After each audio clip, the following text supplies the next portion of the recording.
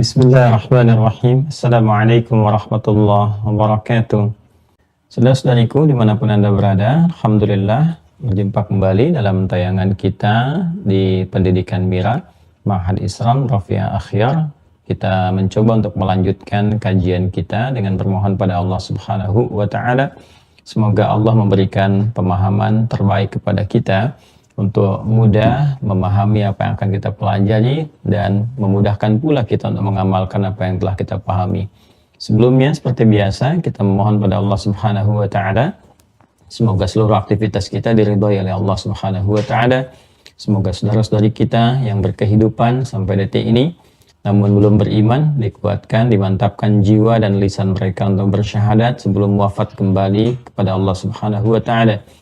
Pun demikian dengan para pelaku maksiat dan dimungkinkan kita berada di antara mereka, diberikan kelembutan dalam jiwanya untuk mau bertobat dan mengisi sisa hidupnya untuk menata kehidupan yang lebih baik, hayatan thayyibah, dan kembali kepada Allah dalam keadaan yang mulia, husnul khatimah. Baik, kita akan berikhtiar untuk mewujudkan itu semua dengan izin Allah Subhanahu wa Ta'ala, dengan meningkatkan amal saleh insyaallah, dan tentunya menguatkan amal saleh dimaksud dengan fondasi pengetahuan yang kokoh agar dapat konsisten menunaikan amal saleh sampai kita kembali kepada Allah Subhanahu wa Ta'ala. Di pertemuan yang lalu telah kita uraikan tentang hal pokok keilmuan yang utama sebagai fondasi ilmu dalam Islam, yaitu pelajaran akidah atau ilmu tauhid yang terkristalisasikan ya, atau puncaknya terhadirkan dalam 6 simpul utama, 6 pokok fondasi yang kita kenal dengan rukun iman, yang merangkai kekuatan di dalam jiwa dikenal dengan akidah, yang melahirkan keyakinan tanpa ragu disebut dengan iman. Yang pertama sudah kita uraikan dengan detail insyaallah, yaitu terkait mengenal Allah Subhanahu wa Ta'ala dan segala yang terkorelasi terkait berkelindan dengannya. Dimohonkan kepada semua yang baru terhubung dengan kajian kita untuk mereview materi ini sehingga dapat mengevaluasi goal atau capaian yang telah didapati dari pemahaman terhadap materi dimaksud. Silahkan merujuk kepada YouTube-nya Mira ya, Mira Institute, seperti logo yang tampil di belakang kami ini. Silahkan dilihat, diurutkan dari awal sampai memahami betul dan diamalkan sehingga merasakan dampak dari pembelajaran yang dimaksudkan. Kemudian simpul yang kedua yaitu tentang malaikat juga telah kita uraikan detailnya satu persatu, terutama malaikat yang terkait erat dengan aspek misi kita ya dalam beribadah kepada Allah Subhanahu wa Ta'ala di bumi ini sampai kita kembali kepada Allah. Diperhatikan terutama 10 jalur kehidupan yang terangkum dalam tugas malaikat. Itu 10 jalur hidup kita tuh ya. Dari mulai kita berpedoman, melihat bagaimana pedoman yang disampaikan oleh malaikat, malaikatnya siapa yang ditugaskan oleh Allah, kita ketahui Jibril kepada siapa, Rasulullah cirinya apa, pedomannya bagaimana. Setelah mengetahui kualifikasinya, tentukan ya mana nabi yang benar, mana rasul yang benar. Itu ada kualifikasi tersendiri sampai kita nanti menemukan ujungnya Nabi Muhammad SAW, dan dengan itu kita bersyahadat kan, asyhadu an la ilaha illallah, asyhadu anna Muhammadar Rasulullah. Lalu kita bahas bagaimana cara mengikuti pedomannya, seperti apa malaikat yang ditugaskan untuk terkait berkelindan dengan tugas itu sampai ujungnya, sampai kembali pada Allah Subhanahu wa Ta'ala. Dan di pertemuan yang lalu kita telah membahas juga tantangan-tantangan yang sekiranya akan menghambat kita dalam rangka menunaikan ibadah semaksimal yang bisa kita lakukan, sesempurna yang Allah kemudian bisa berikan kepada kita dalam rangka mengikuti pedoman kehidupan hudan, mengikuti petunjuk Rasulullah, dan mengikuti juga petunjuk-petunjuk malaikat yang ditugaskan oleh Allah menjaga kita semua dan mencatat amalan-amalan kita sebagai pembuktian berhasilnya misi yang kita bangun di muka bumi ini. Di situ kita telah bahas, kita uraikan, ada tantangan, ada juga hambatan-hambatan yang memang diajukan oleh salah satu makhluk yang telah kita tuntaskan kemarin pembahasannya, yaitu setan dan segala yang terkait dengannya ya. Jadi saya akan berikan satu bagan ini supaya kita bisa memahami dengan lebih singkat, lebih simpel seperti apa, sehingga dari sini kita terkait dengan pedoman bisa kita ikuti, terkait dengan hambatan bisa kita lewati kalau kita kenal. Kalau kita tahu di jalannya mulus, bagus, tapi kita juga mengerti ada tikungan yang tajamnya, ada lubang-lubangnya, ada duri-duri yang tak nampak dari kejauhan dalam pandangan kita. Kalau kita tahu itu semua petanya, kita bisa menghindarinya sehingga bisa cepat sampai ke tujuan dengan cara yang paling baik. Ya. Demikian kita akan tampilkan gambaran tugas di antara malaikat dan kontraknya setan seperti apa gitu kan. Dari sini saya berikan cepat dulu ya. Jadi saya nanti tidak akan mengulang kembali. Anda tinggal mereview saja seperti ini ya, karena setiap materi kalau berapa pertemuan saya petakan kembali secara singkat jalurnya bagaimana, sehingga dengan jalur itu saja kita bisa memahami 3-4 materi sebelumnya. Kalau dikali 2 jam kan lumayan itu ya, 6 jam daripada kita melihat 6 jam, kita bisa mengamati kembali untuk memahami ya, menyimak tetap dari awal, tapi untuk memahami itu dengan cepat kita bisa melihat alurnya. Nah, jadi nanti kalau kita lihat teman-teman sekalian, ini peta untuk rukun iman yang kedua ya.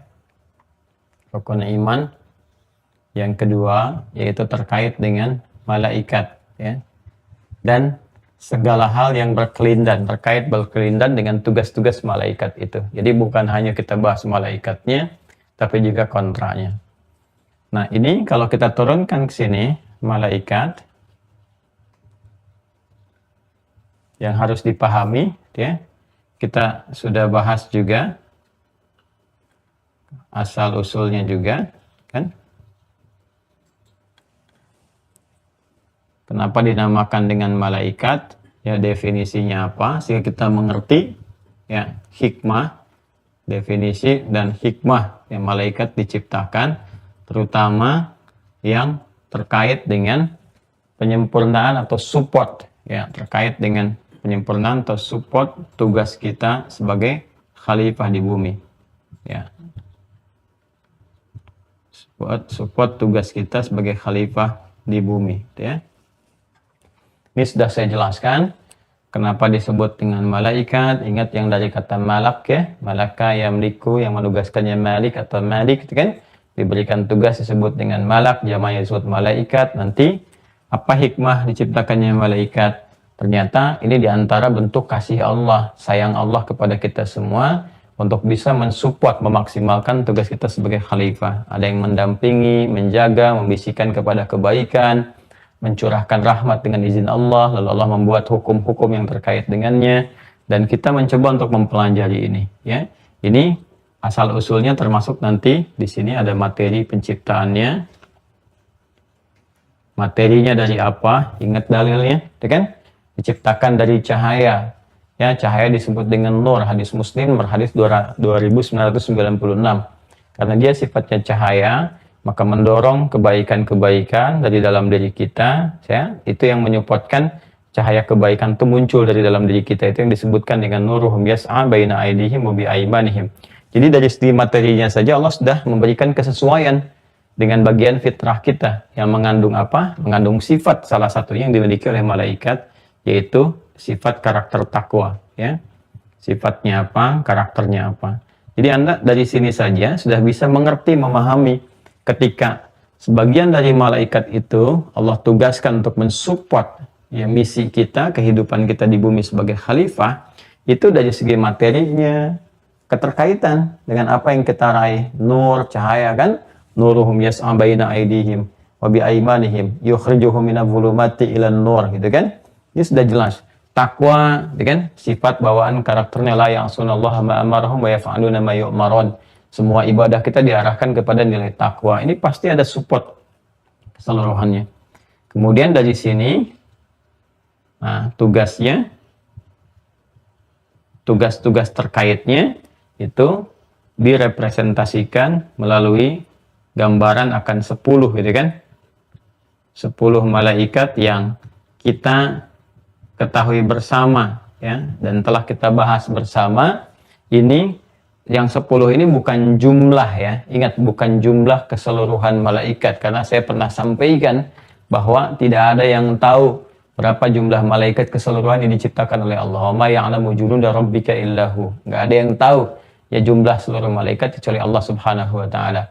Hanya nanti ada yang bertugas di langit ya kan, ada yang bertugas kemudian bertasbih, memuji, macam-macam dan seterusnya. Tapi yang terkait berkelindan langsung dengan aspek kehidupan manusia yang membawa tugas, ya kan?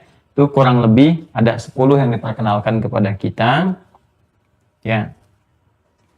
Dan ini yang mutlak kita pelajari, ya, dari mulai penetapan risalah, ya kan? Penetapan risalah, karena konsepsi hidupnya seperti ini, kehidupan kita dimulai itu, ya. Kalau kita alihkan ini ke sini, ya, di Quran surah ke-2 ayat 38. Nah, saat Adam itu ditugaskan alaihissalam dan istrinya Sayyidah Hawa alaihissalam, keduanya ditugaskan memulai tugas sebagai khalifah. Ini saya gariskan gini, ya. Bersamaan dengan itu Allah turunkan pedoman, disebut dengan hudan namanya. Nah, pedoman ini yang berkelanjutan. Jadi pedoman sebagai khalifah itu ini ada di sini. Bagaimana menghadirkan tata kelola kehidupan dunia yang benar. Kalau di rumah, ya, berumah tangga seperti apa supaya samara, gitu kan? Sakinah, mawaddah, rahmah. Kemudian kalau di pekerjaan seperti apa meraih kesuksesan, di bisnis bagaimana, gitu kan? Di ilmu seperti apa. Ini terkumpul di sini semua. Karena itu ketika Adam dan Hawa diturunkan pertama kali menjalani tugas sebagai khalifah, jelas kalimatnya. Qulna ihbitu minha jami'an fa imma ya'tiyannakum minni huda. Ini ya. Faman tabi'a hudaya fala khaufun 'alaihim wa lahum yahzanun. Jadi setiap yang berkelanjutan membangun tugas sebagai khalifah di muka bumi ini, karena Adam alaihissalam itu meninggal, kan? Tapi juga berketurunan dan seterusnya. Maka setiap yang diberikan misi untuk membawa hudan itu yang disebut dengan rasul namanya. Ya. Rasul. Tuliskan begini, kenapa disebut rasul? Karena membawa risalah. Ini hubungannya. Karena membawa risalah, membawa tugas, membawa misi, message, ya, message dari Allah Subhanahu wa taala. Itu yang disebut dengan wahyu itu. Nah, ini ya. Nah. Jadi setiap rasul pasti mendapat wahyu. Wahyunya berupa risalah. Untuk menetapkan risalahnya benar atau tidak, wahyunya benar atau tidak, maka bisa dilihat dari salah satu tugas malaikat. Ya kan? Yang kita bahas yang pertama itu malaikat Jibril dan seterusnya. Ya, saya tidak perlu ulang kembali. Nah, jadi kita mesti mengetahui kenapa kita belajar malaikat Jibril untuk bisa memberikan sebuah ketetapan untuk mengetahui benar bahwa risalah yang disampaikan malaikat Jibril ini kepada siapa, gitu kan? Tandanya apa, cirinya apa, bentuknya bagaimana. Kita dapatkan ini, lalu diuji. Di era kita, ya, saat kita berkehidupan sampai dengan berakhir, rasulnya kita ketahui Nabi Muhammad SAW. Ya, sebelum beliau SAW kan ada Nabi Isa alaihissalam. Hudannya apa? Injil. Sebelum Nabi Isa terus ke atas ada Nabi Musa alaihissalam. Hudannya apa? Taurat, ya kan? Wa ataina Musa al-kitaba wa ja'alnahu hudan li bani Israil. Ke Nabi Muhammad Al-Quran. Ya, di Al-Baqarah ayat 185 masih ingat? Syahrul Ramadan alladzi unzila fihil Quran hudal linnas. Hudan tuh, ya. Al-Quran. Saya tegaskan lagi ya. Nih, nanti di Quran surah ke-2 ayat 185. Nah, jadi secara singkat adalah tugas manusia, saya, Anda, kita semua, kalau ingin menjadi khalifah yang sukses di bumi, kan, dapat memakmurkan, ya kan, dapat menghadirkan kebahagiaan, dapat menghadirkan kesuksesan tadi yang kita sampaikan, maka semua ini, ya kan, harus kita arahkan ke sini. Nah, lihat di sini, baca ini, pahami, dalami.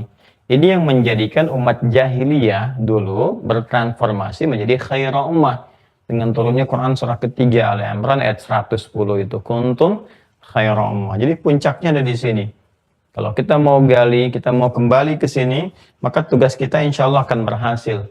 Ya, baik yang terkait dengan ibadah, ritual, ataupun nanti ada muamalah sosial, atau bahkan terkait dengan akhlak.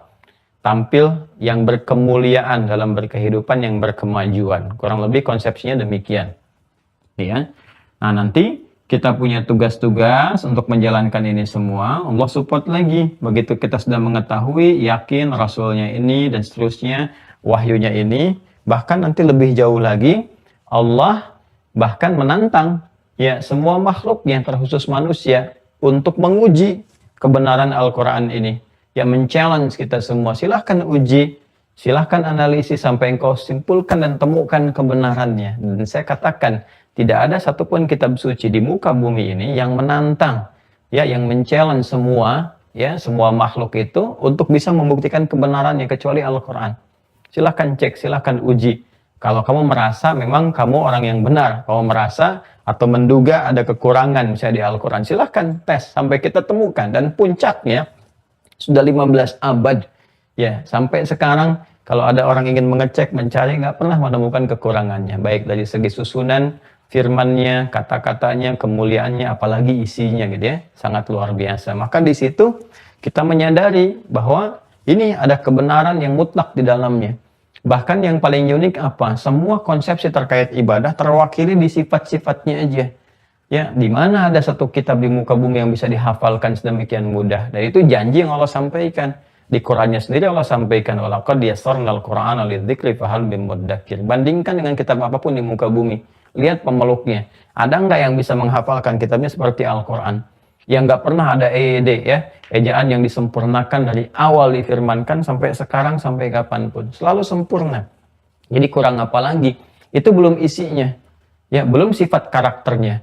Kan kita beribadah, ibadah itu kan punya lawan seperti kita sampaikan kemarin. Lawannya setan, menggoda supaya memalingkan. Di mana ada kitab di muka bumi ini yang saat baru dibaca, orang sudah bisa ngantuk gitu. Kan? Dan nggak mudah melakukan itu, berinteraksi dengannya. Ini ya kurang lebih teman-teman sekalian, ini gambarannya. Jadi itu untuk pembuktian, nanti kita bicara bab lain. Ya, misalnya di Ulumul Quran nanti kita bisa bicara lebih jauh kalau materinya sudah sampai ke sana. Kita di sini dulu ya. Nanti di sini kita pelajari sampai muncul ke malaikat Ridwan yang disifati ya dengan ridha Allah Subhanahu wa taala namanya. Wa ridwanu minallahi akbar. Itu kan?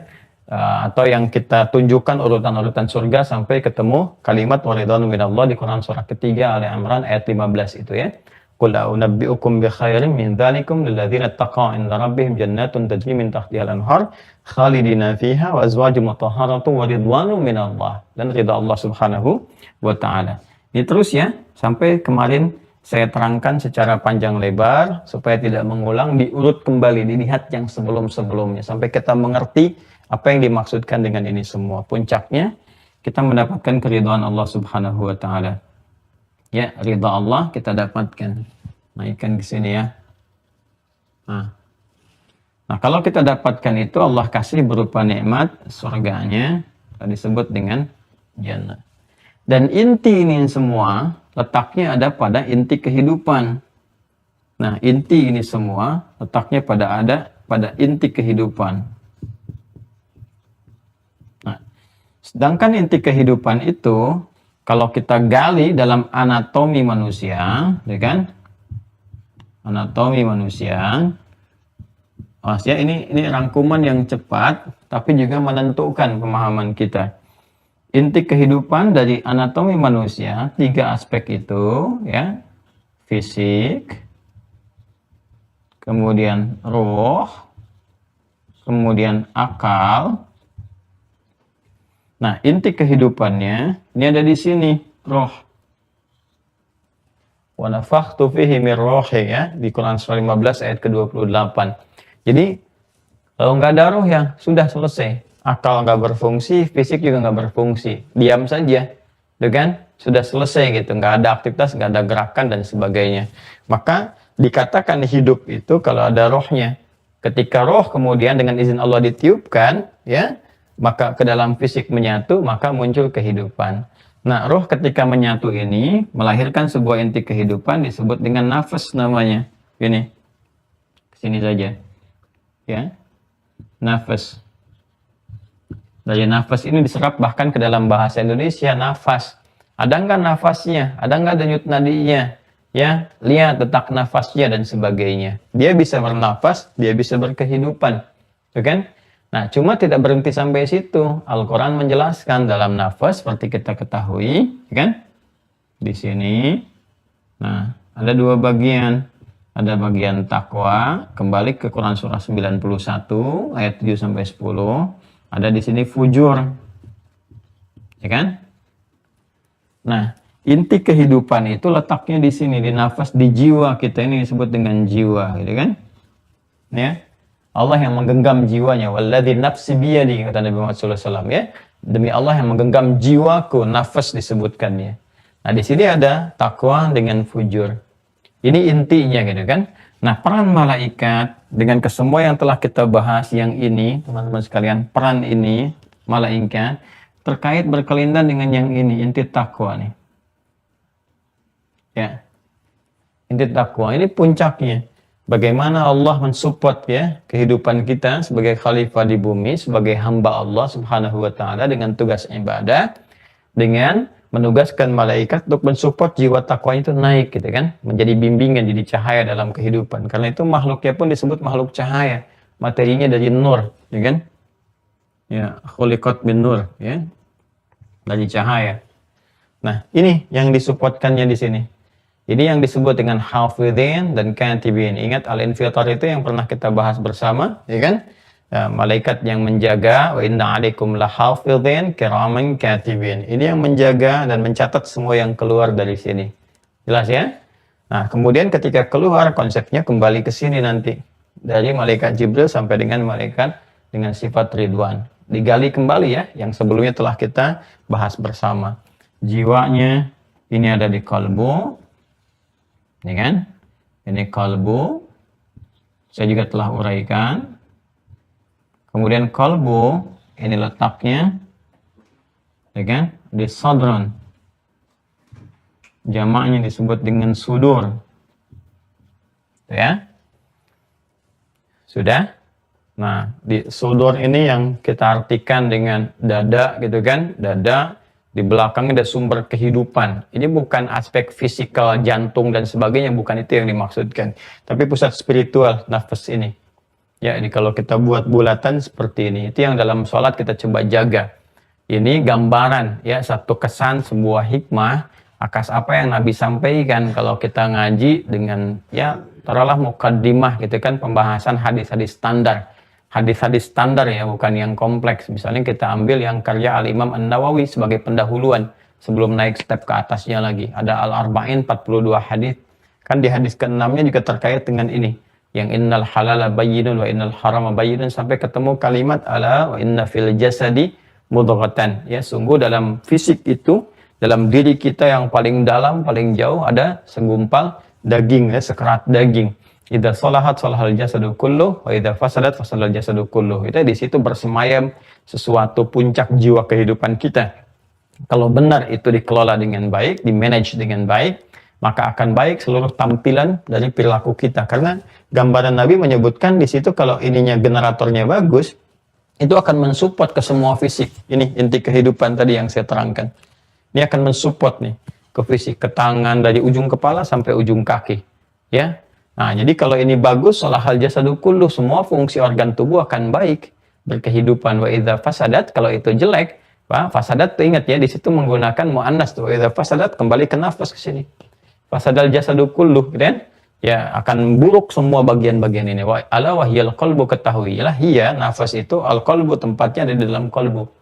Ya, sedangkan qalbu ada di sadrun, jawanya sudur.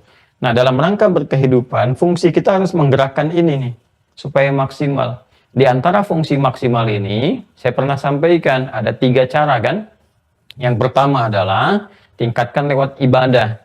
Ibadah ini yang mensupport jiwa takwa akan naik dan menjadikan iman semakin menguat. Karena konteksnya kita membahas tentang keimanan.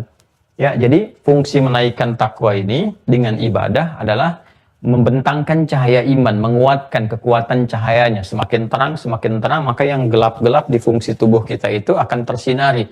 Sehingga punya jalan nih, kalau bahasa kiasannya indahnya tuh gini, mata diterangi sehingga melihat yang baik-baik. Kalau gelap kan nggak kelihatan, apa aja dikerjakan gitu kan, apa aja dilihat gitu ya, dalam konteks majazi ya. Kemudian telinga dia kalau mendengar yang gelap-gelap nggak tahu cahaya, semua didengar gitu, dan seterusnya. Nah, karena itu saya mau kembali ke sini, fungsi kita untuk beribadah itu menguatkan ini, sehingga banyak di ibadah dalam Al-Quran ketika diungkapkan disandingkan dengan takwa seperti yang pernah saya terangkan. Dan yang kedua, apa kaitan dengan tugas malaikat? Dengarkan, ya, karena tugasnya hafidin menjaga gitu kan, kemudian katibin menuliskan, maka di antara penjagaan itu kata Nabi sallallahu alaihi wasallam, istafti qalbak, ini kembali ke kalbu, istafti qalbak, dengarkan suara hati, dengarkan bisikan jiwamu yang baik yang bersumber dari malaikat. Maka ketika kita dapatkan sebuah bisikan-bisikan kebaikan, itu belum sampai ke akal. Kalau ke akal jadi ide kreatif dieksekusi oleh bagian-bagian anggota tubuh kita. Ya, asalnya kan dari kalamun nafsi namanya. Kalamun nafsi itu kata-kata jiwa. Kadang kita berdialog dengan diri kita sendiri. Nah, itu disebut dengan kalamun nafsi kalau di ilmu akidah lebih dalam. Ada Al-Imam Al-Ghazali punya kitab namanya Al-Iqtisad fil I'tiqad. Al-Iqtisad fil I'tiqad. Dengan keyakinan yang pas gitu ya, dicukupkan. Jadi kita cukupkan belajar buku itu, kita akan menguatkan pada jiwa kita tentang aspek-aspek keimanan. Di situ dibahas salah satunya tentang kalamun nafsi, bagaimana suara-suara hati. Ya, saat kita mendengar bisikan, saat kita berdialog dengan diri kita sendiri tanpa sadar kan, kalau kita diam, ya kita kan sering ngobrol dengan diri kita kan. Ya, kamu ini kenapa? Lo kok belum tobat juga? Kok nggak bisa bangun kayak orang lain? Kok nggak bisa sih memulai diri untuk menghafal Quran? Kok sibuk terus-terusan, mau sampai kapan sih nyari dunia dan sebagainya? Nah, itu kalam nafsi namanya. Di antara itu semua ada bisikan-bisikan, salah satunya ini, itu peran malaikat. Ya, yang rakib dengan atid sifatnya itu di Quran surah Qaf, ya, surah 50 ayat 16 sampai dengan 18. Ya, khususnya di ayat 18-nya, ma yalfidhu min qaulin illa ladaihi raqibun atid, tidak pernah dilafadzkan sampai keluar kata-kata itu illa ladaihi, kecuali padanya itu, pada perkataan itu ada penyertaan malaikat yang mencatat, dan sebelum mencatat itu menjaga dengan kalamun nafsi. Yang terakhir sifat dari sini yang kemarin telah kita ulas ya, dari fujur. Nah, namun demikian mengontrol ini semua seperti saya sampaikan ya tidak semudah membalikan telapak tangan, ya kan? Ringan seperti apa yang kita gambarkan. Karena ada makhluk terkutuk yang telah kita ulas, lawan kontra dari ini, teman-teman sekalian, ya, yang disebut dengan setan, ya kan? Ini di atas, kita turunkan ke bawah sini. Nah, setan atau syaitan, saya tulis begini, jamaknya syayatin, ya, jamaknya syayatin, asyayatin. Nah, itu kan begini ya, ini syaitan, jamaknya syayatin. Kalau ini malak, ya kan, tunggalnya, untuk tunggalnya malak, malakun. Ya, gitu, seperti ini ya.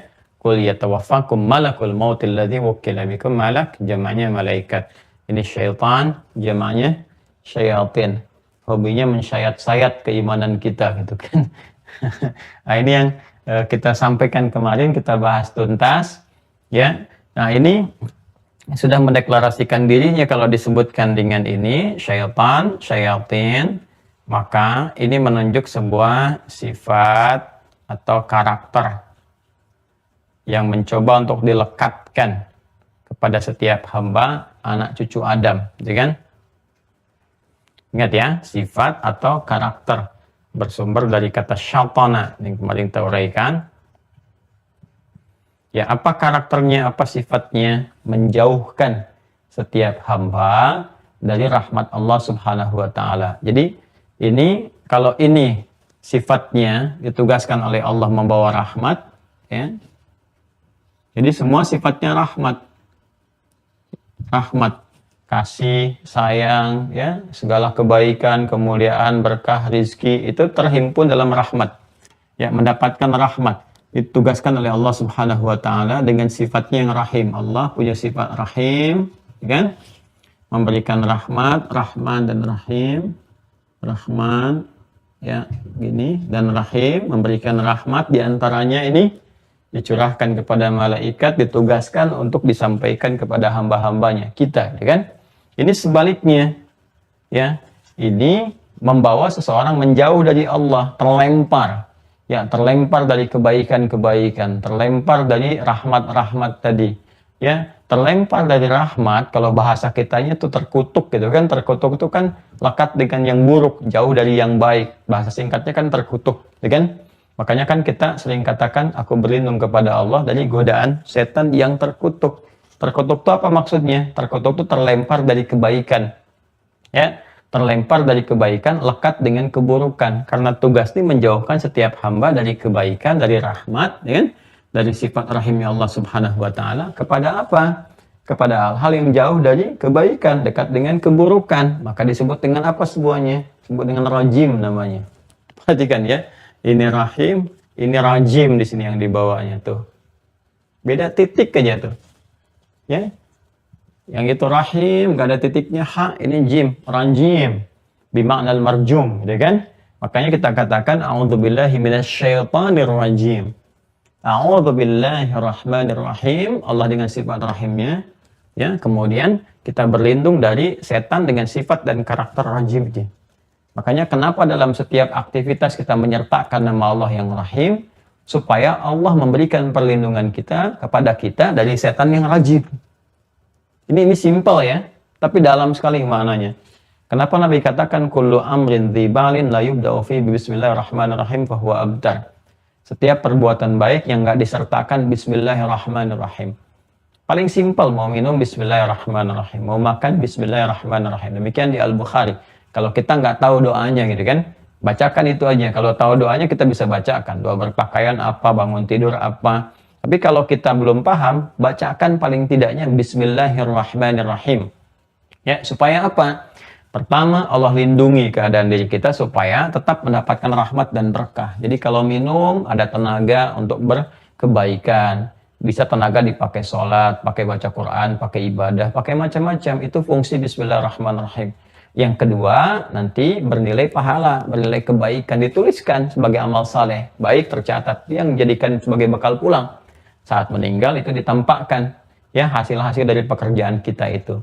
Nah, kalau kita nggak sertakan kalimat itu bismillahirrahmanirrahim, maka yang muncul syaitonir rajim. Ya, dia akan hadir dalam apa yang dikonsumsi. Ya, ada orang misalnya makan minum nggak baca bismillahirrahmanirrahim atau dia nggak baca doa, setan mengikuti ke situ. Akhirnya apa yang terjadi? Makannya banyak tapi nggak ada energi untuk hal-hal yang positif. Ya, kok bisa sholat jadi malas padahal makan tadi banyak, baca Quran nggak bisa padahal makan banyak gitu. Ya, yang paling aneh itu kok bisa konsumsinya yang demikian terus kebawanya ke maksiat. Kalau udah terbiasa maksiat, makanan yang dimakan pun, minuman yang diminum pun kotor semua. Minumannya pun minuman keras, ya kan? Ya, itu minuman-minuman keras macam-macam diminum. Arahnya juga kepada tindakan-tindakan yang kotor, yang keras dan sebagainya, rajim. Makanya rajim ini dilawankan langsung tuh dengan sifat Allah rahim. Karena itulah nanti turunannya setiap kita minta perlindungan kepada Allah, ya salah satunya apa? Untuk menangkal ini. Ya, kan kita minta rahmatnya Allah, rahimnya Allah, supaya kita dilindungi dari godaan siapa? Setan yang rajim. Kita bacakan ayat kursi, kita bacakan An-Nas dan sebagainya. Ini dasar sekali. Jadi kalau kita mengatakan a'udzubillahi minasyaitonirrajim, kita yang sudah ngaji, sudah belajar harus paham ini. Kenapa kita baca itu? Ya, karena ini mengintai sifat syaitana ini dalam setiap keadaan. 24 jam dia gantian. Ya, gantian terus menggoda dengan sifat-sifat yang adanya. Nah, kita kemarin sudah bahas ya, kita sudah bahas ini bahwa ini syaitan adalah sifat godaannya. Adapun kutukan Allah kepadanya dengan sifat rajim, marjumnya ya, yang Allah mencelanya secara langsung gitu kan, menghardiknya, mengusirnya karena sifat-sifatnya yang buruk itu, ya kan? Karena perilakunya. Karena Allah sudah kasih kesempatan tobat, dia nggak mau tobat. Mau dikasih rahmat, malah menolak dengan kesombongan, gitu kan?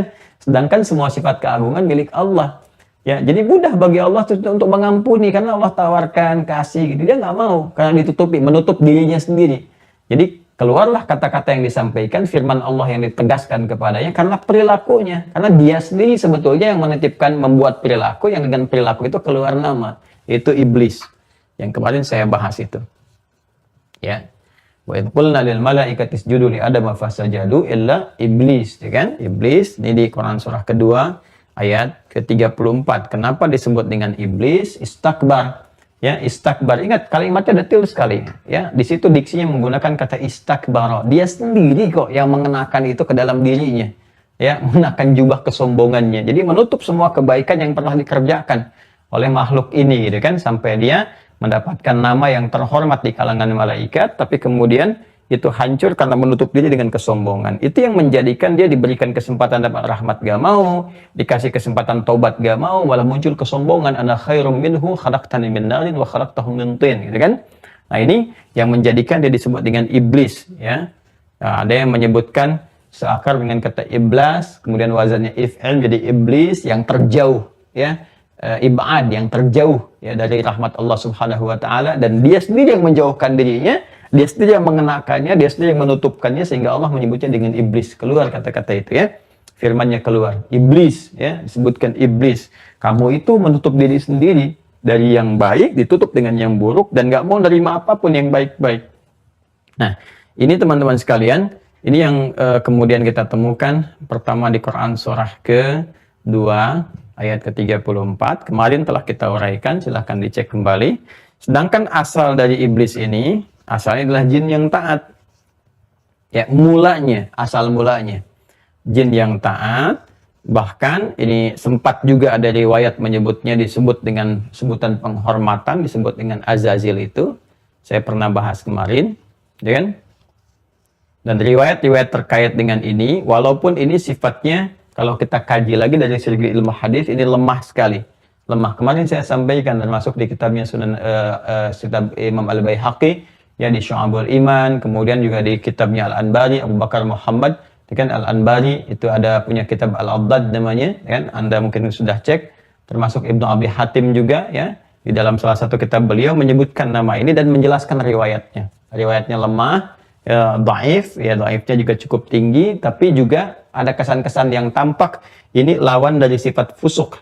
Jadi Quran surah ke-18 ayat 50 disebutkan ini, gitu kan? Disebutkan minal jinni fa fasaqa. Kalimat fusuk itu lawannya apa? Lawannya muti, sedangkan muti itu taat. Sehingga saking taatnya disebutkan ada Israiliyat, ya, kisah-kisah lihat ini yang kami sampaikan. Kisah-kisah yang disampaikan oleh orang-orang Yahudi Bani Israel di masa lalu tentang saking terhormatnya ketaatan disebut dengan Azazil. Ini dikonfirmasi oleh Ibnu Abbas radhiyallahu taala anhuma. Sanadnya sahih sampai ke Ibnu Abbas. Benar, Ibnu Abbas menyampaikan. Tapi berita yang menyampaikan ini, ya, sampai ada berlebihan menyebutkan dari kalangan malaikat sampai dianggap malaikat dan sebagainya, itu sumbernya tidak benar dan dikonfirmasi oleh Al-Quran untuk ditolak. Ini tidak benar. Yang betul adalah jin, bukan kalangan malaikat. Nah, secara singkat, ketika malaikat sudah punya tugas mulia seperti itu, maka ini pun ketika terusir dengan segala kesombongannya, Allah memberikan peluang untuk diberikan taubat, dirahmati, tapi dia menolak dengan kesombongan, yang terkonfirmasi di Quran surah ke-7 di ayat yang ke-12, itu kan, qala ma mana'aka alla tasjuda idh amartuk qala ana khairum minhu, kan, khalaqtani min narin wa khalaqtahu min tin. Ya, kemudian baru terusir dan seterusnya. Ini sudah kesempatan untuk mengevaluasi diri, untuk berbuat baik seperti malaikat ketika mengajukan kepada Allah, gitu kan, bertanya kenapa tidak dipilih hamba-hamba yang taat, yang berzikir dan sebagainya. Kemudian Allah menyampaikan, qala inni a'lamu ma la ta'lamun, aku lebih tahu apa yang kalian nggak ketahui. Malaikat di situ sudah sadar malaikat, oh bahwa keliru nih, gitu kan, pandangan persepsi bahwa segala sesuatu itu bisa dinilai, gitu kan, dengan pribadi-pribadi dan sebagainya. Ya, tapi karena malaikat sifatnya dengan jiwa takwa, terjaga dalam kebaikan dan sebagainya, akhirnya apa yang keluar? Ya, nggak ada nilai-nilai maksiat di dalamnya. Yang keluar, qalu subhanaka la ilma lana illa ma 'allamtana innaka antal alimul hakim. Al-Baqarah 32.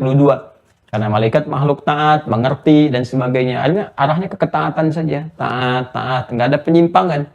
Ya, nah ini iblis diberi kesempatan, jin yang itu diberi kesempatan ketika berbuat fasik, dengan konfirmasi Allah sampaikan, qala ma mana'aka alla tasjuda idh amartuk, gitu kan, dikasih kesempatan. Sebenarnya dia bisa bertobat, salah ya Allah saya mengerti bahwa tidak ada ilmu saya, harusnya begitu seperti jawaban malaikat, cuman nggak keluar.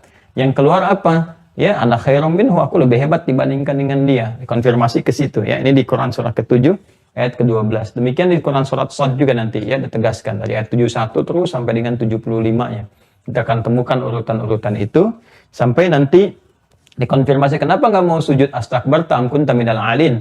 Apa kamu sombong ini kamu kenakan atau kamu termasuk golongan ala alin? Ala alin di situ salah satu pemaknaannya. Salah satu pemaknaannya selain juga ada kesombongan, salah satu pemaknaannya adalah termasuk malaikat yang di tingkat tertinggi atau bukan. Ini yang mengonfirmasi yang kemarin saya sampaikan, bahwa alam jin yang tadinya mengikuti di wilayahnya malaikat, ya, di wilayah malaikat itu bukan di tingkat tertinggi. Jadi kan ada langit 1, 2, terus sampai yang tertinggi disebut al-alin nanti. Di antara mereka ada yang yahmilun al-arsh, yang bertugasnya nanti di wilayah seputaran arsh, gitu kan. Yang mereka tidak berada di lingkungan ini, tapi mendapatkan informasi tentang Adam dan sebagainya. Nah, maka Allah mengonfirmasi kepada iblis, kamu kenapa nggak mau sujud, nggak mau hormat ketika aku perintahkan? Ini perintahku, bukan karena yang lain. Ya, kamu sombong ya, atau kamu merasa seperti golongan al-alin ya, yang nggak ada di sekitaran tempat kamu sekarang ini, memang sedang ditugaskan, khusus tugasnya gitu kan. Nah, tapi tahu semuanya tentang Adam, tentang macam-macam dan sebagainya. Nah ini teman-teman sekalian, akhirnya secara singkat kemarin telah saya bahas panjang lebar bahwa dia mengajukan satu pengajuan kepada Allah untuk membuktikan kesombongannya dengan menggoda manusia. Quran surah keempat ayat 118, dia terlaknat. Dan dengan laknat itu mendapatkan sifat rajim. La'anahullah, ayat 118, Quran surah 4, la'anahullah, dilaknat oleh Allah, gitu kan? Mendapatkan sifat rajim. Sampai dengan ayat 120, dia mengajukan proposal untuk menggoda setiap anak cucu Adam, supaya dengan godaan itu ingin membuktikan kesombongannya. Itu menggoda pun masih ingin sombong, membuktikan kesombongan, menghindari tobat untuk membuktikan kesombongan. Jadi sombong itu hati-hati, bisa menghambat hidayah datang. Ya, karena itu wasiat pertama pun Nabi SAW ketika diantara yang paling utama disampaikan adalah menghindari sifat sombong. Ya, bahkan disampaikan hadits qudsi kan, ya, bahwa semua keagungan, kebesaran itu adalah jubahnya. Artinya apa? Segala yang melekat kepada Allah Subhanahu wa taala. Siapa yang mengambil bagian daripada itu, dia tidak akan pernah mencium ya bau surga dan akan terjerembab ke dalam neraka. Ini yang paling berbahaya. Nah, ini teman-teman sekalian, ketika dia memutuskan untuk menggoda menjadi musuh secara langsung, maka Allah tegaskan. Apa yang Allah tegaskan itu, Allah sampaikan kepada kita, dialah musuh yang paling nyata. Hati-hati ya, innahu lakum aduwwum mubin. Ada di Quran surah kedua Al-Baqarah. Quran surah kedua Al-Baqarah di akhir ayat 168. Ya, kalau ingin diteruskan sampai tugasnya 169. Ya. Ya ayyuhan nasu kulu mimma fil ardi halalan thayyiba wa la tattabi'u khutuwati syaitan. Awas dia. Hei semua manusia, silahkan berpetualang di bumi, cukupi semua aspek kebutuhan hidupmu, cari makan, menyebar dan sebagainya. Tapi ingat, jangan ikuti langkah-langkah setan. Setan ini sudah menyusun langkah ini kembali ke sini. Ingat ya, dari jin yang taat berubah transformasi jadi iblis untuk dirinya karena sombong. Kemudian dia berusaha mengajukan proposal, minta kepada Allah untuk membuktikan kesombongan dengan menggoda anak cucu Adam, maka disebut dengan setan. Ya kan? Ketika dia menjadi setan, artinya sudah menebar teror. Ini teroris yang sesungguhnya nih, karena nggak pernah nampak, nggak pernah kelihatan, goda pelan-pelan, tapi dia memberikan was-was yang sangat jahat. Ya, lalu apa yang terjadi? Dia mendeklar dirinya, ingin menggoda, mengambil bagian. Ya, ketika sudah mendeklar saja, Allah katakan, wala tattabi'u khutuwati syaitan. Ingat ya, Adam, ingatkan, sampaikan pada anak cucumu berkelanjutan. Aku nanti berikan pedoman kepada kalian semua, jangan ikuti nih tipu daya iblis, langkah-langkah setan. Ketika disebutkan kalimat setannya, artinya semua apa yang coba dia kerahkan itu akan dilekatkan kepada setiap apa yang berkaitan dengan kehidupan kita. Dia bisa lekatkan di benda-benda seperti televisi, handphone, buku-buku, ya, macam-macam lah. Ya, dan kuncinya satu, setiap ada benda yang punya sifat rajim, itu pasti tipu daya setan. Itu khutwah min khutuwati syaitin. Ya, di antara strategi yang dikembangkan oleh setan, dia punya strategi A sampai Z-nya. Ya, kalau di atas Z ada lagi, dia inikan lagi tuh. Ya, dia kembangkan lagi terus gitu. Jadi ada dari terjaga sampai dengan tidur. Ya, jadi kalau kita mendapati benda-benda apapun yang menjauhkan kita dari rahmat Allah, ya rahmat Allah datang lewat sholat, ada TV, ada acara, tiba-tiba membuat kita lupa dengan sholat, terusin lewat, nah itu ada sifat rajim di dalamnya. Hati-hati, tinggalkan, dengarkan bisikan malaikat. Ayo sudah adzan nih, siap-siap. Nah itu bisikan takwa. Jelas ya? Nah, kembali ke sini teman-teman sekalian, innahu lakum aduwwum mubin, innama ya'murukum bis-su'i wal fahsya. Sungguh dia akan memberikan ya'murukum, perintah. Nah, ini bahasa kiasan ya. Ingat yang halus tuh perintahnya. Ambil dari sini, perintahnya nanti berupa was-was. ya, atau zuhrufal qawli ghurura gitu kan. Ini berupa waswas dikonfirmasi di Quran surah ke-114 ya, di ayat yang kelima, alladzi waswisu fi sudurin nas. Itu kalimat sudur sudah kita munculkan, kita bahas juga kemarin ya. Dia kasih waswas, alladzi waswisu fi sudurin nas. Nah, waswas ini nanti akan diteruskan kepada satu bagian di jiwa manusia, itu jiwa fujur ini. Dan di sini dikonfirmasi dengan menggunakan kalimat nasiban mafruḍa, gitu kan? La attakhidanna min ibadika nasiban mafruḍa. Aku akan ambil, berikan waswas, godaan yang halus ya dari satu bagian jiwa manusia, sehingga dengan itu dia memerintahkan kepada keburukan. Dia berdiri sendiri sifat fujurnya, mengelola nafsu, nafsunya akan memerintahkan pada keburukan. Jadi yang memerintahkan nafsunya sendiri, tapi memberikan waswas siapa? Setan. Karena itu Allah memberikan satu pernyataan yang tegas, innama ya'murukum. Sebetulnya sumber nafsu itu dikelola sehingga menjadi jelek itu yang harusnya jadi baik tadi, ini karena waswas. Kamu ikutin waswas itu, gitu kan? Sehingga seakan-akan dibalik kalimatnya oleh Allah untuk ditegaskan kepada kita, hati-hati itu dengan bisikan-bisikan setan. Dia merintahkan kau, artinya mengelola fujurmu itu supaya berdiri sendiri, sehingga muncul perintah jelek. Innama ya'murukum, ya kan? Bisu, ya kan? Nah ini cara kerja yang kemarin saya sampaikan ya, cara kerja setan. Ini kan asal usul, dari sini sampai sini asal usul. Ini cara kerja. Bisu. Dari mana su ini sumbernya? Dari nafsu. Dari nafsu. Ya. Ini ditemukan di Quran surah ke-12 ayat 53. Wa ma ubarri'u nafsi innan nafsa la'ammaratun bisu. La'ammaratun bisu. Ya, ingat. Aku nggak bisa menyimpulkan diriku suci sepenuhnya karena ada nafsu, sedangkan nafsu memerintahkan kepada su. Yang mana yang memerintahkan itu? Ini kan sinektor temporo parte yang menyebutkan keseluruhan, nafas menyebutkan, menunjukkan sebagian. Yang su ini munculnya dari apa? Dari fujur. Karena itu orang ini disebut dengan fujar. Hati-hati ya. Munculnya dari mana? Dari sifat fujur. Ya. Karena itu jelas sekali ya, begitu dikelola melewati nafas, ya, disebut dengan nafsu bahasa kita, gitu kan? Muncul ke sini menjadi su. Innan nafsa la'ammaratun bisu. Kalau dikelola oleh setan, diikuti waswasnya. Tapi kalau kita ikuti bisikan dari malaikat, dapat rahmat Allah. Karena itu ayatnya teruskan, Quran surah 12 ayat 53. Illa ma rahima rabbi. Illa ma rahima rabbi. Kecuali apa yang dirahmati Rabbi oleh Allah, oleh Tuhanku. Jadi kita itu kalau mau mengendalikan, memanage kolbu kita, manage nafas kita, ya maka dengarkan rahmat Allah yang disampaikan lewat bisikan penjaga malaikat. Wa inna alaikum lahafidhin. Dengarkan bisikan-bisikan takwa. Itu yang berpeluang mendapatkan rahmat Allah. Illa ma rahima rabbi. Kalau nggak diikuti, was-was setan masuk su. Ya, itu karakternya. Kalau sudah su, berbuat-buat yang buruk, kata-kata keluar yang jelek gitu kan. Tangan kok mulai bikin hoax, bikin korupsi. Mulai ada yang merampok, berbuat kotor dan sebagainya, pembunuhan, segala yang buruk-buruk lah. Ya, atau apa? Fahsya yang datang lewat syahwat. Ya, fahsya, pornografi, porno aksi, macam-macam. Nah, itu dorongan dari sini, dari syaitan ini, dari setan. Nah, ini yang jelas. Ya, innama ya'murukum bis-su'i wal fahsya'i wa an taqulallahi ma la ta'lamun. Dan supaya kamu bisa komentar apa aja yang kamu nggak ngerti. Ya, dan itu bertentangan dengan hukum Allah.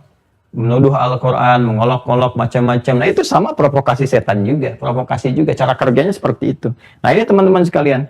Gambaran-gambaran yang kemarin kita uraikan dari cara kerja seperti ini, ya kan? Sampai asal-usulnya ini. Jadi kita sudah bahas cara kerjanya begini.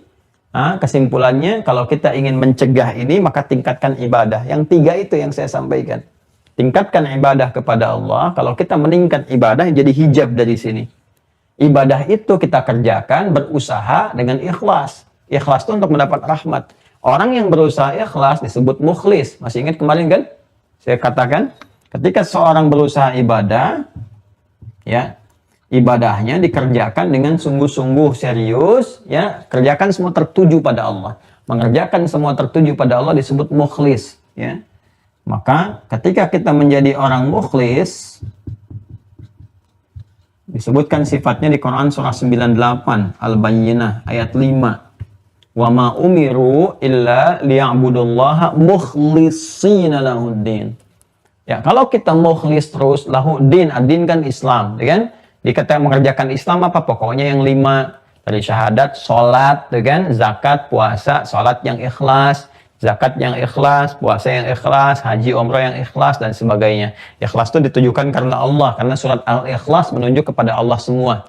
Ya kan? Qul huwallahu ahad, tunjukkan hanya kepada Allah. Menjadikan semua tertuju kepada Allah yang ahad disebut dengan tauhid. Makanya kita ngaji ilmu tauhid. Ya kan? Jelas ya? Jadi kita tujukan semua karena Allah. Kalau sudah serius kita ibadah bagus, nanti ada hijab. Orang yang rajin ibadah itu nanti punya hijab, punya kekuatan dalam dirinya. Itu yang membentengi ini dari iblis nih. Godaan-godaan setan. Makanya orang yang sholatnya benar, ngajinya benar, ada perubahan perilaku. Ya, jarang dia terdorong untuk berbuat su. Untuk berbuat yang jelek itu nggak bisa, anti, nggak punya gitu, nggak punya pulsa keburukan sehingga keluar kata-kata kotor gitu kan, nggak ada dorongan di mata untuk melihat yang jelek gitu kan. Kalaupun ada godaan-godaan itu bisa langsung dipalingkan. Nggak percaya silahkan deh, ya rajin aja baca Quran, ngaji, sholatnya yang betul, perbaiki sampai ke sunnah. Itu anti sendiri, nggak enak ngelihat yang jelek-jelek itu. Terus udah bawaan fitrah. Karena apa? Seperti yang saya sampaikan, salah satu cara meningkatkan takwa supaya bentengnya kuat, fujurnya ditekan, ini nggak punya peluang, punya benteng kita, maka lewat ibadah. Kerjakan dengan mukhlis. Kalau sudah mukhlis itu terus kita kerjakan, nanti Allah turunkan penjagaan. Benteng dari godaan setan. Benteng itu, sekat itu disebut hijar namanya. Hijar. Hijar Ismail kan ada sekatnya tuh sebagai gambaran juga kepada kita ya. Kalau kita mau kaitkan secara langsung, itu kisahnya berbeda. Tapi kalau kita mau kaitkan sebagai contoh visualisasi yang gampang, ya kayak gitu. Allah membuat sebuah sekat dari diri kita itu yang nggak bisa ditembus setan. Dia mau goda seperti di Al-A'raf misalnya, atau di Al-Hijr dia mau katakan goda ya, dari depan, dari belakang, dari kanan, dari kiri. Tapi ketika rahmat Allah diturunkan pada kita, ada benteng, makanya nggak disebutkan dari atas. Ya, karena semua bimbingan Allah kan turun dari yang maha tinggi gitu kan, sampai kemudian kita kembali ke tanah, ke bawah, selesai. Artinya iblis kalau sudah meninggal dunia nggak digoda lagi. Kalau menggoda orang meninggal nggak ada kerjaan namanya gitu kan. Di alam kubur sudah berbeda. Kasih benteng sekat di surah Al-Hijr di ayat ke-40 ya, jelas dia mengatakan illa ibadaka minhumul mukhlasin. Jadi mukhlas ya. Di ini kalau sudah mukhlis dikerjakan, maka Allah berikan perlindungan, kebaikan, jadi kebiasaan. Ketika sudah jadi kebiasaan menyembah secara benar gitu kan, maka berubah nama menjadi mukhlas. Orang mukhlas ini yang nggak bisa ditembus oleh setan. Illa ibadaka minhumul mukhlasin. Kata ibad menunjuk kepada konsepsi ibadah. Kan? Yang kedua, dengarkan malaikat. Malaikat, karena itulah di sini saya pernah sampaikan bahwa malaikat ketika disebutkan 88 kali di dalam Al-Quran, ini pun syayatin disebutkan 88 kali. Ya, syaitan 70 kali, syayatin 18 kali. Ini 88 sama persis. Jadi kita akan ngerjakan apapun, dia mau bisikan nih supaya yang keluar su atau fahsya. Ya. Tapi saat yang bersamaan Allah Rahman, sayang sama kita, ingin memberikan rahimnya, maka malaikat ditugaskan, nih, supportkan yang baik-baik, supportkan, ajak sholat. Apa fungsi sholat? Tanha anil fahsya tuh, wal munkar. Munkar mewakili su, fahsya di sini. Jadi kalau kita sholatnya benar, ibadahnya benar, ikutin bisikan malaikat yang baik-baik dan sebagainya, dapat kita penjagaan, dapat hijar, benteng diberikan oleh Allah Subhanahu wa taala. Ya, naik status jadi hamba mukhlas. Kalau sudah ke sini, ini nggak punya kemampuan walaupun dia coba menggoda. Ya. Jadi kalau imannya lemah, takwanya lemah, ibadahnya lemah, baru ini punya sultan, punya kemampuan. Tapi kalau imannya kuat, ibadahnya kuat, dengarkan yang baik-baik, ini nggak punya kekuatan. Nggak punya kekuatan. Nah, kalau kita bisa pertahankan ini semua sampai kembali kepada Allah, maka keadaan ini akan tenang. Ya, dan tadinya bergejolak, kalau ingin nggak mau bergejolak, nggak mau tetap gelisah, ya, keluar dari kegelisahan, keluar dari kesedihan, kekalutan, macam-macam. Caranya tingkatkan takwa. Kan kita udah ngaji banyak dalam Quran tuh. Coba deh keluarin ayat-ayat takwa. Jaminannya semua baik-baik semua. Akhir ayat 189 di surah Al-Baqarah. Quran surah 2, akhir ayat 189. Wattaqullaha la'allakum tuflihun. Tingkatkan takwamu kepada Allah supaya kamu bahagia. Pengen meningkat ilmu, akhir ayat 282 di surah kedua, surah Al-Baqarah ayat 282. Itu kan wattaqullaha wa yu'allimukumullah. Tingkatkan takwa pada Allah, kamu akan ditambahkan pengetahuan. Pengen cepat terjawab doa, wasilahnya lewat takwa. Quran surah kelima Al-Maidah ayat 35. Ya ayyuhalladzina amanu taqullaha wabtaghu ilaihil wasilah. Pengen dibebaskan dari berbagai macam problema kehidupan, kesedihan, kesusahan, macam-macam dimanapun tempatnya, takwa juga. Quran surah 65 At-Talaq di akhir ayat kedua sampai awal ayat ketiga. Wa may yattaqillaha, siapa yang mampu meningkatkan takwa, ya ja'alahu makhraja, diberikan jalan keluar, ya kan? Diberikan solusi dari berbagai kesulitan yang mendera. Udah banyak contohnya kok. Saya udah kerjakan apa yang Ustaz katakan begini, tapi saya belum dapat. Ya, caranya bagaimana? Kenapa dia bisa dapat, Anda belum dapat? Apa yang diinginkan Allah kepada Anda? Coba lihat keikhlasannya. Ya, jangan-jangan selama ini tujuannya salah. Ya, pengennya dunia juga. Pengennya materi juga, ngikutin nafsu juga. Kayak kalau ibadah ngikutin nafsu ya nggak dapet juga. Kan jelas rumusnya, mukhlisin lahuddin. Kepasrahan total kepada Allah. Kepasrahan itu menjadikan semua apapun yang diberikan kepada kita oleh Allah itu diterima dengan baik. Kalau sudah punya jiwa begitu, muncul hikmah, dibimbing kita. Ketika dibimbing, ketenangan muncul. Ini yang dimaksudkan, ala bidzikrillahi tatmainnul qulub. Hati jadi tenang. Makanya orang ibadah pertama kali itu kalau benar ibadahnya yang diberikan bukan dunia, ketenangan hati, insyirah. Ya, yang diinsyirahkan apa itu? Sadrun. Makanya turun al-insyirah itu mengatakan alam nasyrah laka sadrak. Nabi Muhammad SAW sudah dijamin lapang jiwanya. Jadi kalau ini udah lapang, ininya tenang. Bagaimana menjadikan ketenangan jiwa qalbun ini? Dengan zikir. Ala bidzikrillahi tatmainnul qulub. Quran surah 13 ayat 28. Zikir itu bentuknya apa? Ibadah, balik lagi. Salat itu zikir. Quran surah 20 ayat 14. Doa itu zikir. Quran surah ke-7 ayat 205. Kalimat thayyibah itu zikir. Quran surah 4 ayat 103. Baca Quran itu zikir. Quran surah 15 ayat 9. Menghafal Quran itu zikir. Quran surah ke-54 ayat 17, 22, 32, 40. Jadi semua kembali ke sini lagi.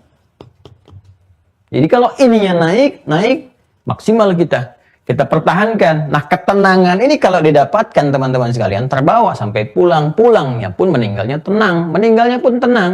Maka panggilannya Quran surah 89 ayat 27 sampai 30. Ya. Lihat, kan yang pulang nafasnya dipanggil ya ayyatuhan nafsul mutmainnah. Ya, hai jiwa yang tenang. Tuh sifatnya pun mutmainnah.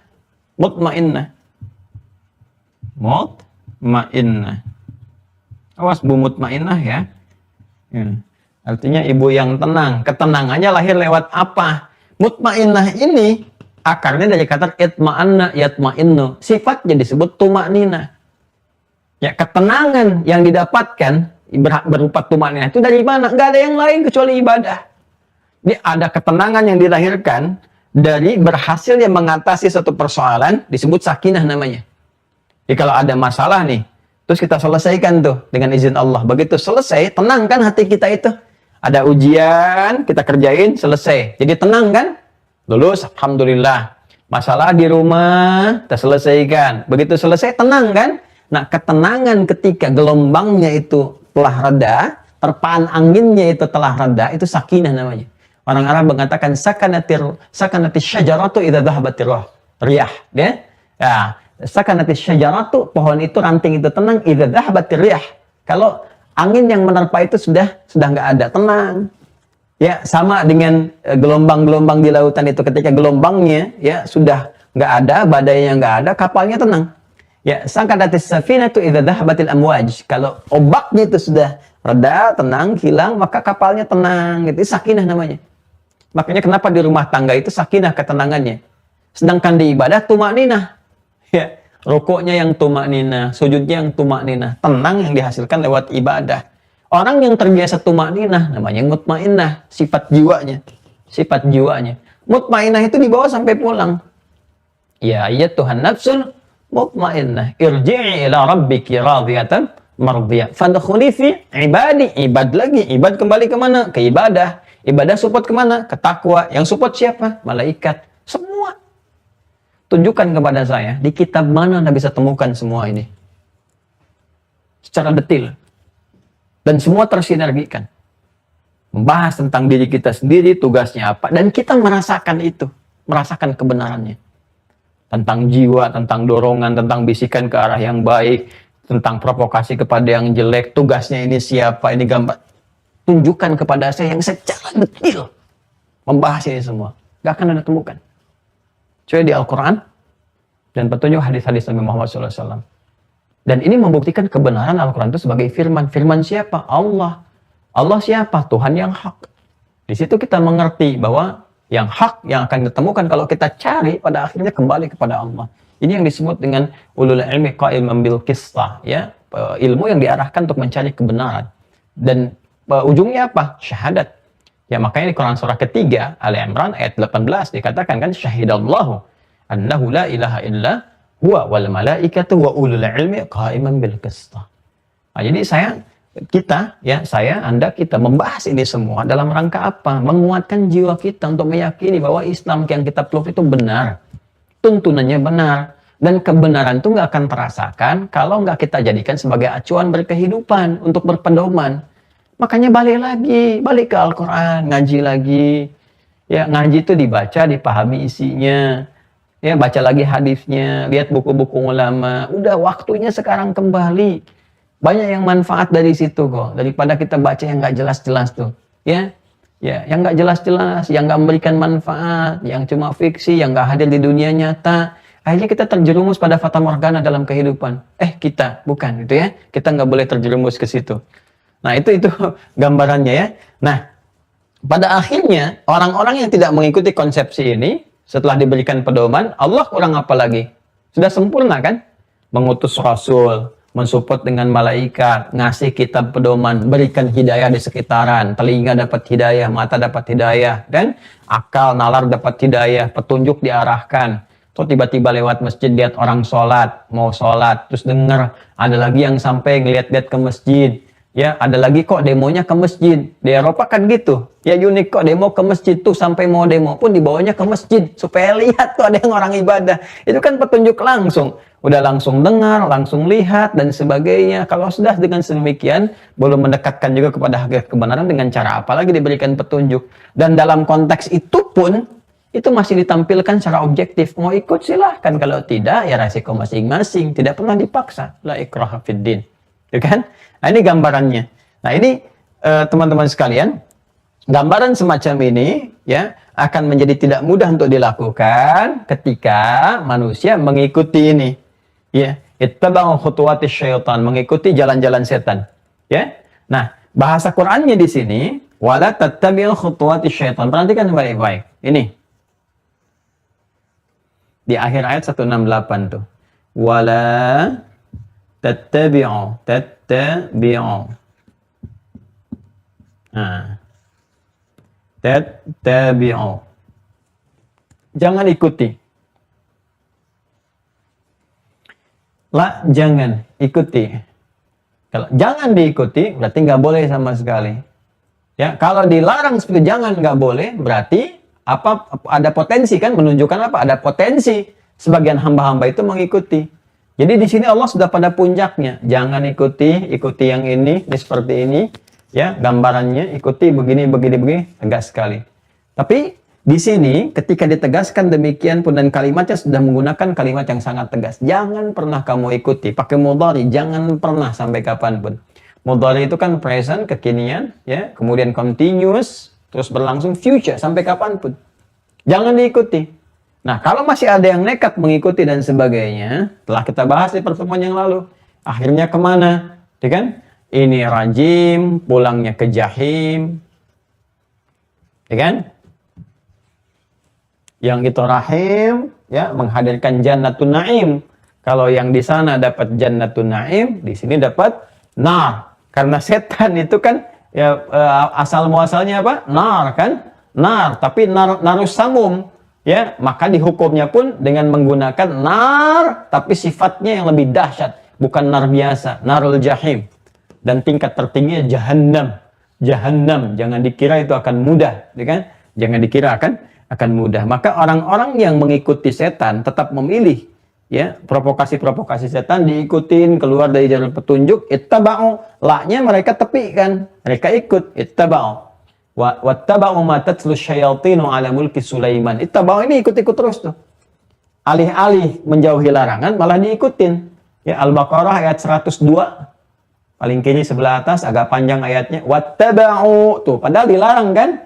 Yang ini malah ikut. Wattaba'u ma tatlu syayatinu ala mulki Sulaiman. Ya kan?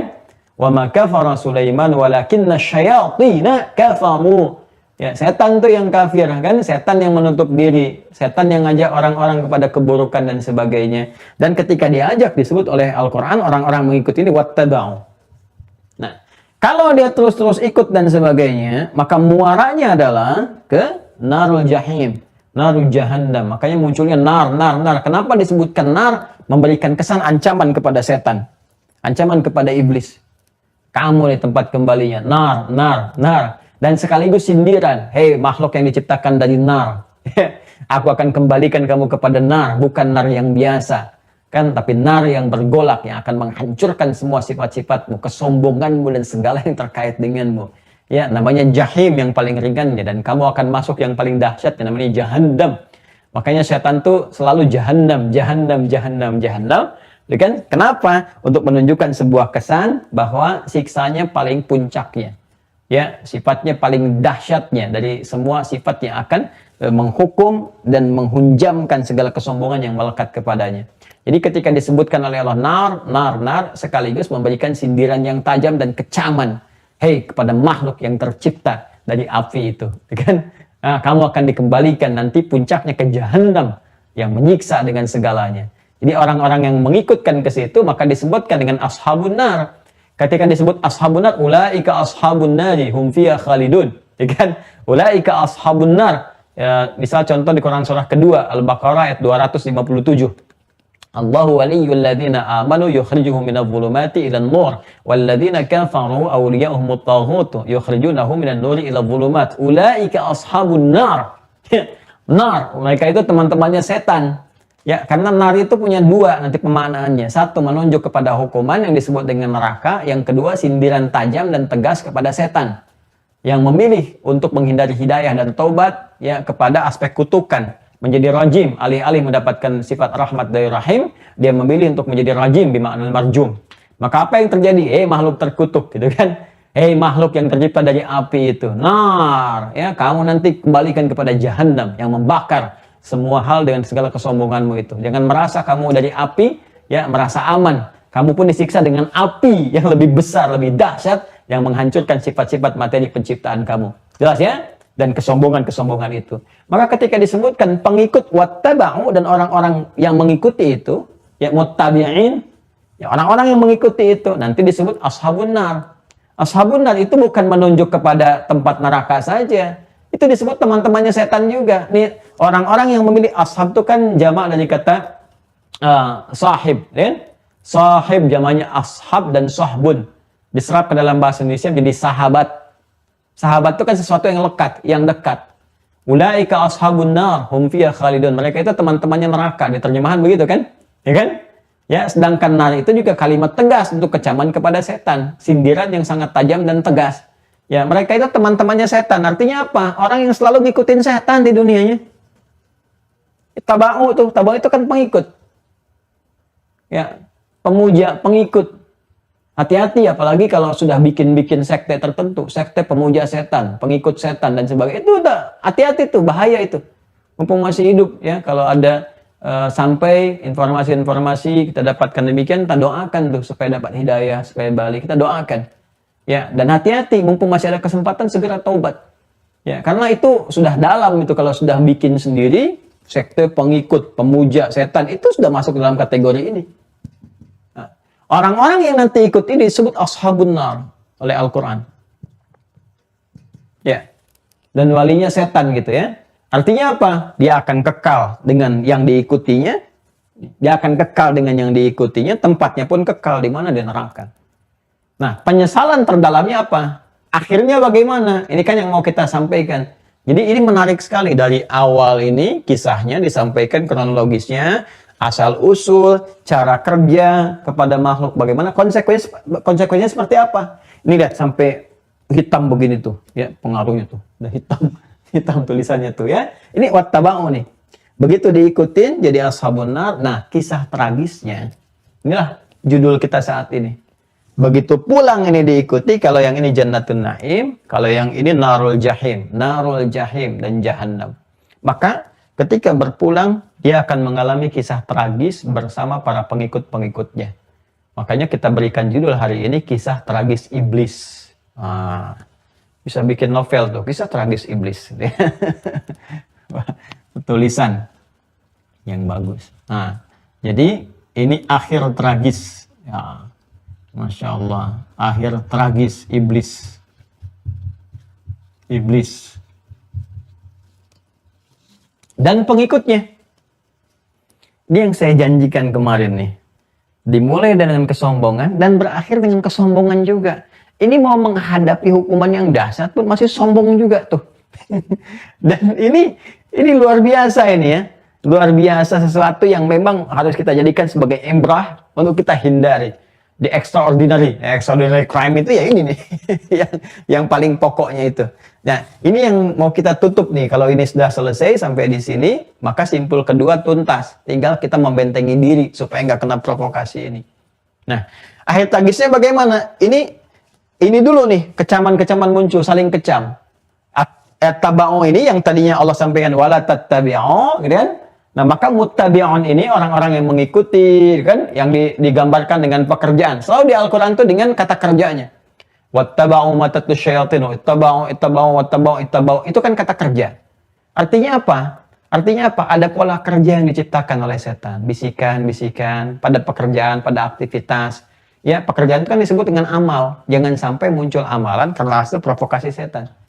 Makanya apa yang terjadi di Al-Quran pun nanti ketika akhirnya akan menghadapi akhir kehidupan, ya, dan di sini akhir putusan, maka turun keterangan di Quran surah kedua ayat 165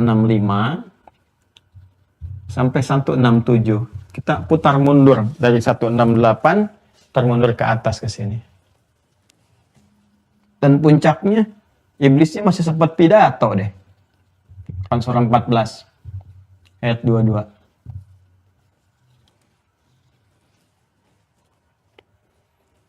Perhatikan, saya bacakan ayat 165 dulu ya. Quran surah 2 Al-Baqarah ayat 165. Fokus buka mushafnya paling kanan di sebelah tengah di mushaf standar. Lihat? Ya. Wa minan nasi may yattakhidhu min dunillahi andadan yuhibbunahum ka hubbillah. Walladzina amanu asyaddu hubban lillah. Ya? Walau yara alladhina zalamu idh yarawna al'adzaba anna al-quwwata lillahi jami'a. Ya? Wa anna Allaha syadidul 'adzab. Perhatikan baik-baik. Dan di antara segelintir manusia, minnya tabi'in. Dan di antara segelintir manusia ada yang berpaling dari Allah. Ya, menyekutukan Allah bahkan menyembah Tuhan selain Allah. Baik, dan mereka sangat menyukai itu, mencintai itu, mempertahankan itu, bahkan menolak Allah. Jelas, ayat menyampaikan dan terbukti. Ada orang-orang yang berpaling dari Allah, tidak menuhankan Allah, bahkan mencela Allah. Kan? Menepikan Allah, mencintai apa yang disembahnya selain Allah Subhanahu wa taala. Kita dapati sekarang realitasnya. Kan? Orang mempertahankan apa yang dia pertuhankan, kemudian dia balik mencela, menepikan, menolak Allah Subhanahu wa taala. Itu andad namanya. Dari kata daddan. Naddan itu artinya menolak dengan sangat keras dan mempertahankan apa yang sedang dia pegang.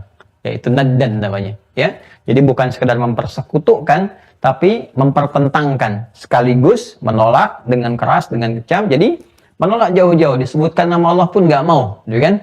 Dan sebagainya. Nah, itu ada yang demikian. Karena kenapa? Yang aktif jiwa fujurnya ini. Bukan takwanya. Yuhibbunahum ka hubbillah. Ya, mereka mencintai Tuhan-Tuhan yang dipertuhankan, mencintai yang dipertuhankan oleh mereka selain Allah, seperti layaknya orang beriman mencintai Allah. Walladzina amanu asyaddu hubban lillah. Sedangkan orang-orang beriman itu cintanya tinggi kepada Allah. Bagaimana iman itu bisa naik sehingga mencintai Allah? Dengan takwa. Ya, ulangi. Maka ini mesti naik nih. Ya. Karena di situ dikatakan walladzina amanu asyaddu hubban lillah. Orang-orang yang beriman, yang kuat ikatan imannya. Bagaimana ikatan iman itu bisa kuat? Simpulnya yang 6 kita kuatin. Sedangkan orang-orang yang beriman, yang jiwa takwanya itu kuat, mereka sangat mencintai Allah. Ya, Karena mereka mencintai Allah, mereka berusaha ibadah dengan kuat berdasar petunjuk siapa? Dari Rasul. Makanya orang-orang yang mencintai Allah disebutkan cirinya salah satunya apa? Mengikuti petunjuk Rasul. Ada di mana? Ali Imran. Ayat berapa? 31. Sini. Quran surah 3 ayat 31. Ini insya Allah nggak dihapus ya. Nah, jadi kalau Anda pengen melihat dari mana saya memulai sampai jadi begini, lihat tayangannya dari awal. Lihat tayangan dari awal. Quran surah 3 31, paling kiri, agak sedikit ke atas.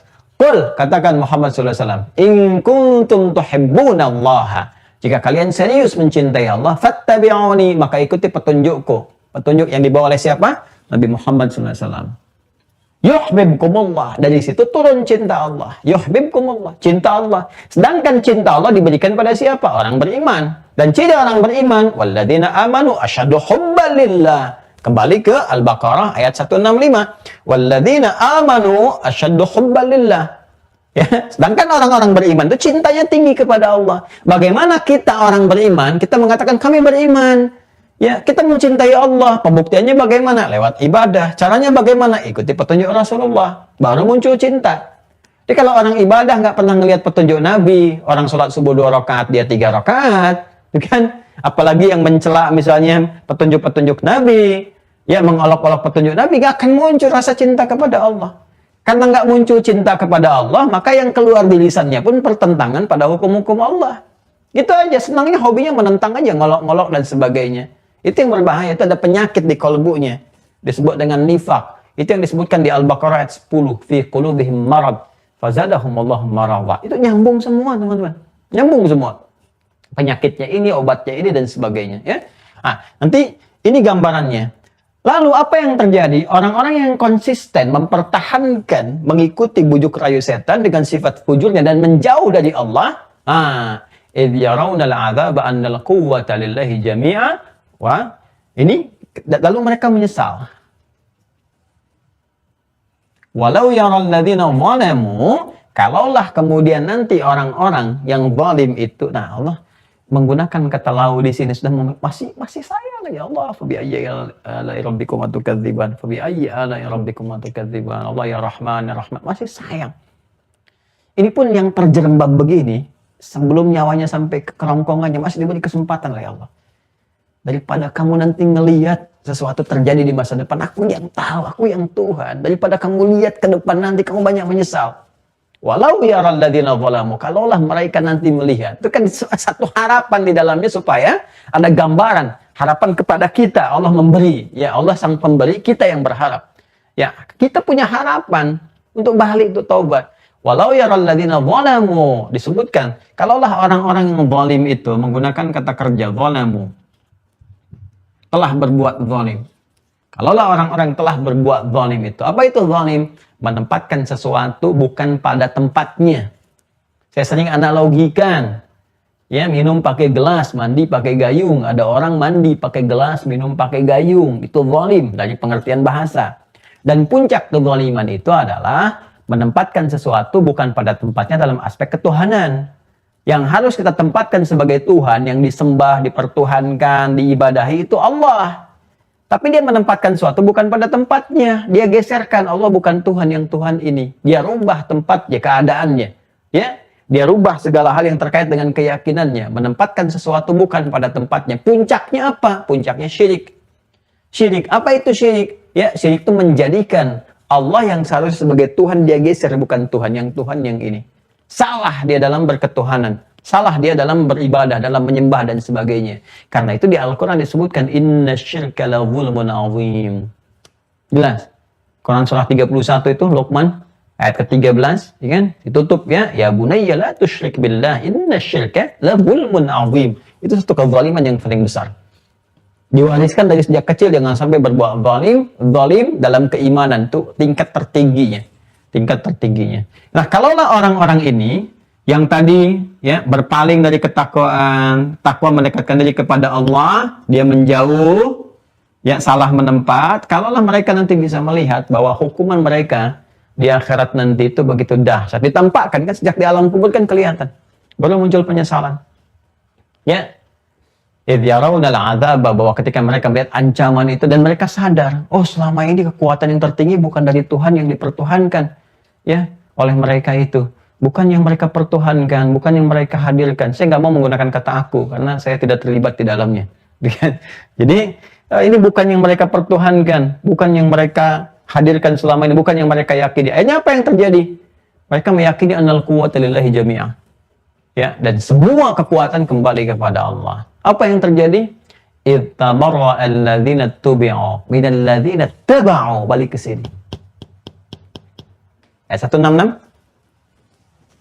Ittabarra alladzina tubi'u minal ladzina taba'u wa ra'awul 'adzaba wa taqatta'at bihimul asbab. Wah. Udah deh. Di sini yang bahaya. Gimana lagi kita menulisnya? Sini aja nih. Setan. Nih, pengikut, pemuja dan sebagainya. Hati-hati nih ya. Ini disebut dengan ittaba'u. Ini disebut dengan uttubi'u. Tubi'u. Ini ittaba, ini fathah semua. Ini yang dhammah ujungnya. Ini uttubi, ini dhammah di sini, ini kasrah. Kalau uttubi'a yang diikuti, ittaba'a yang mengikuti. Jelas ya? Kalau harakatnya fathah semua, ittaba, ta dengan ba, ittaba'a, yattabi'u, gitu kan? Ittaba'u, taba'u, kalau udah ada jamak bentuknya. Ini pengikut artinya yang mengikuti. Kalau ini kasrah di ba-nya, uttubi'a sebelum huruf akhir di ainnya itu kasrah. Itu artinya yang diikuti, bentuknya pasif. Mengikuti, diikuti. Ya, perhatikan ayat ke-166-nya. Ittabarra alladzina tubi'u minal ladzina taba'u wa ra'awul 'adzaba wa taqatta'at bihimul asbab. Ya. Dan ketika melihat semua ancaman nyata dan sebagainya, akhirnya akan tragis, tuh, akhir tragis. Ya. Dari mana dapat kalimat tragis itu? Lihat ancaman. Idh yarawnal 'adzaba, siksa nih begini, tragis akhirnya, nastapa macam-macam. Ittabarra alladzina tubi'u minal ladzina taba'u wa ra'awul 'adzaba wa taqatta'at bihimul asbab. Ketika mereka melihat nih ancaman akhirnya tragis begini dan sebagainya, maka semua saling berlepas diri. Saling berlepas diri. Anda gambarkan dalam kejadian kiamat saja kan digambarkan kepada kita bagaimana seorang bisa yang terdekat meninggalkan suami nggak kenal istrinya, artinya nggak kenal tuh di sini tinggalin aja, sudah nggak inget lagi.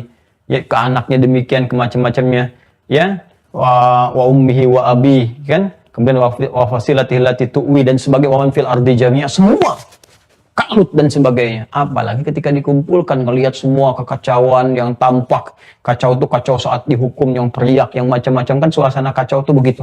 Ya faudha. Ya, faudanya di sini karena siksaan, karena azab dan sebagainya. Takut aja semua saling berselisih, berlepas diri masing-masing.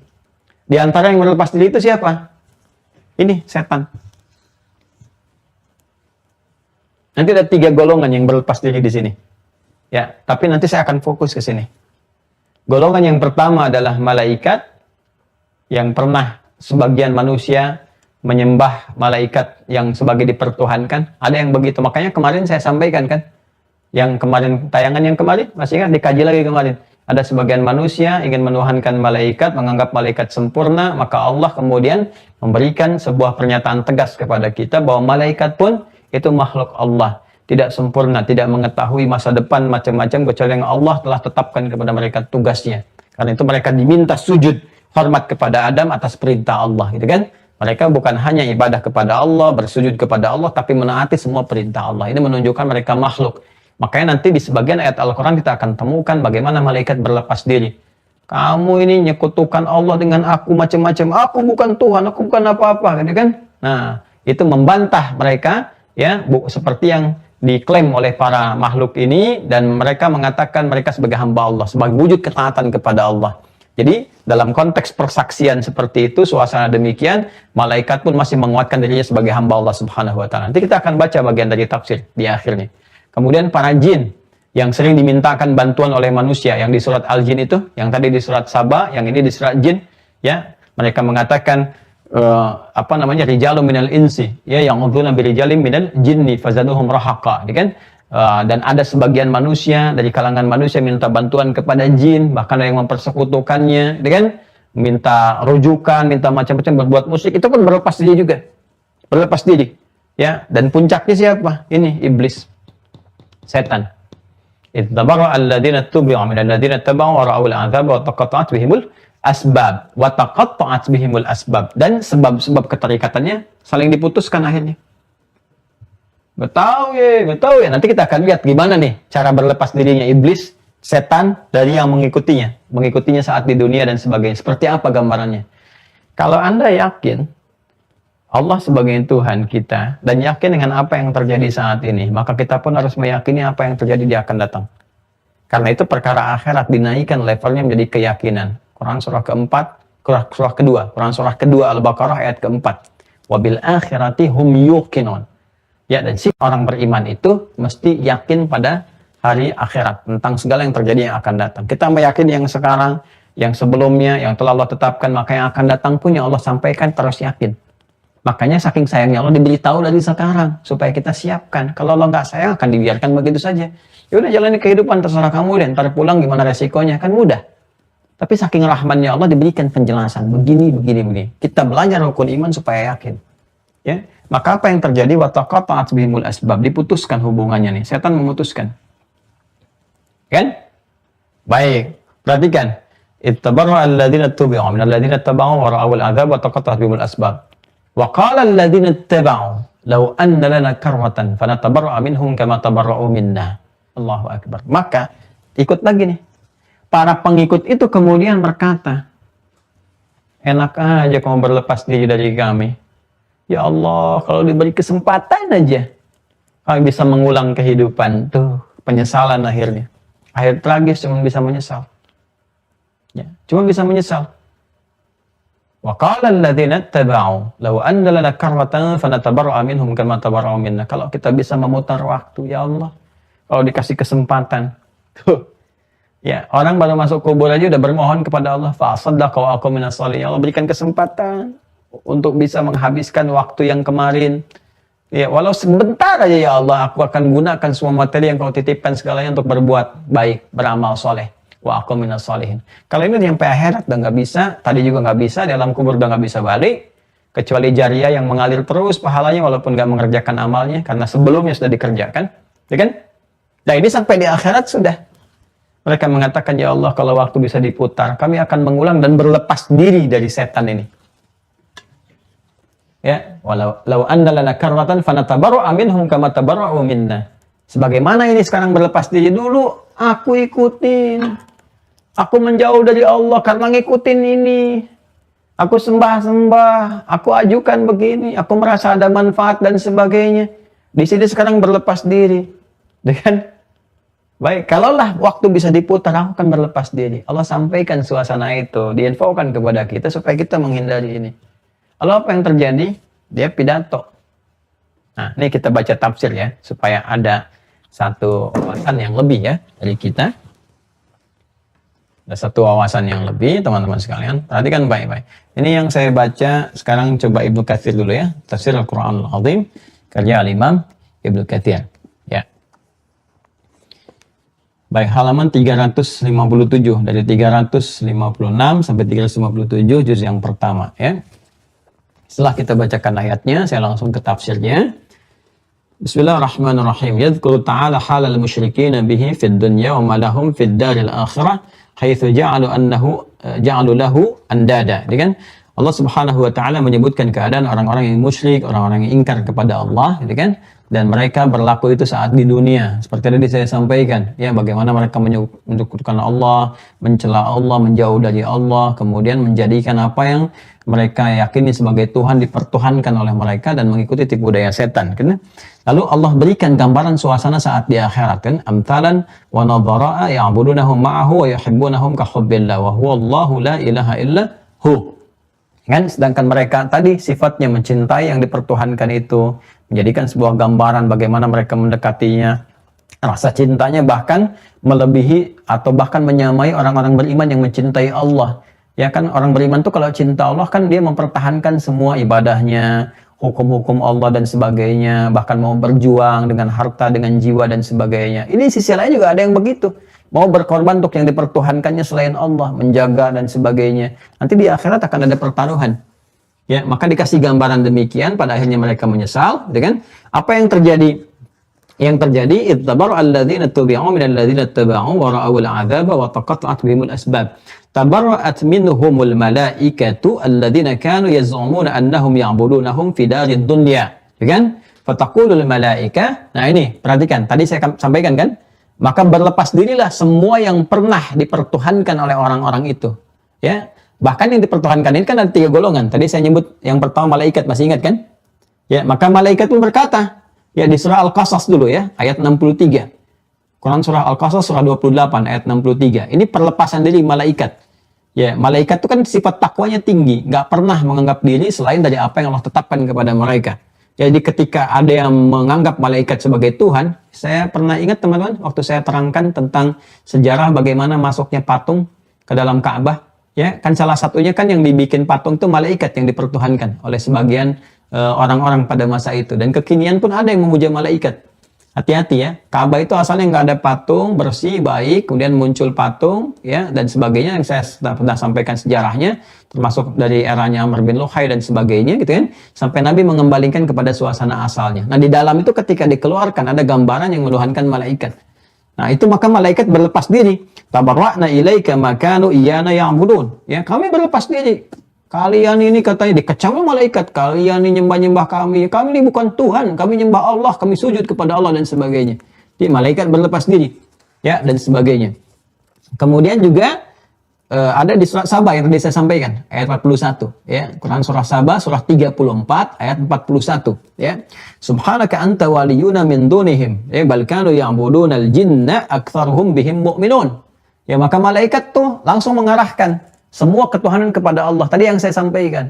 Maha suci Engkau ya Allah, Maha suci Engkau ya Allah, Maha suci Engkau ya Allah, yang Tuhan itu hanya Engkau ya Allah. Mereka itu menuhan-nuhankan kami. Kami berlepas diri ya Allah seperti mana Engkau ketahui. Ya, kami taat kepadamu ya Allah. Kami tidak pernah bermaksiat. Kami bukan Tuhan. Jadi mereka itu diberi kesempatan oleh Allah Subhanahu wa taala, ya kan? Untuk bisa menegaskan kepada hamba-hamba di kalangan makhluk yang mau menuhankan malaikat. Maka mereka berlepas diri.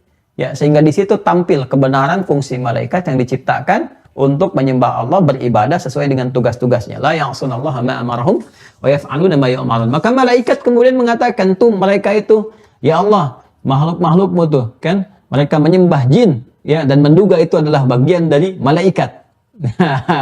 Makanya kan yang kemarin saya terangkan ada yang mengatakan bahwa jin iblis itu kan asalnya malaikat yang gagal, fallen angel gitu kan. Ah itu nanti ditolak oleh malaikat tuh begitu sampai ke akhirat.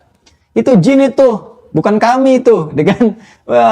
Jin itu bukan malaikat. Enak aja nyebut iblis dari malaikat. Malaikat nolak sendiri itu mereka tuh. Itu bukan golongan dari malaikat. Bahkan Al-Quran telah menegaskan kan di Quran surah ke-18 Al-Kahf ayat ke-50. Saya mohon maaf agak dipercepat ini ya. Uraiannya. Kalau merasa agak kecepatan nanti diputar ulang ya videonya. Nanti di akhir saya sampaikan di antara hikmahnya.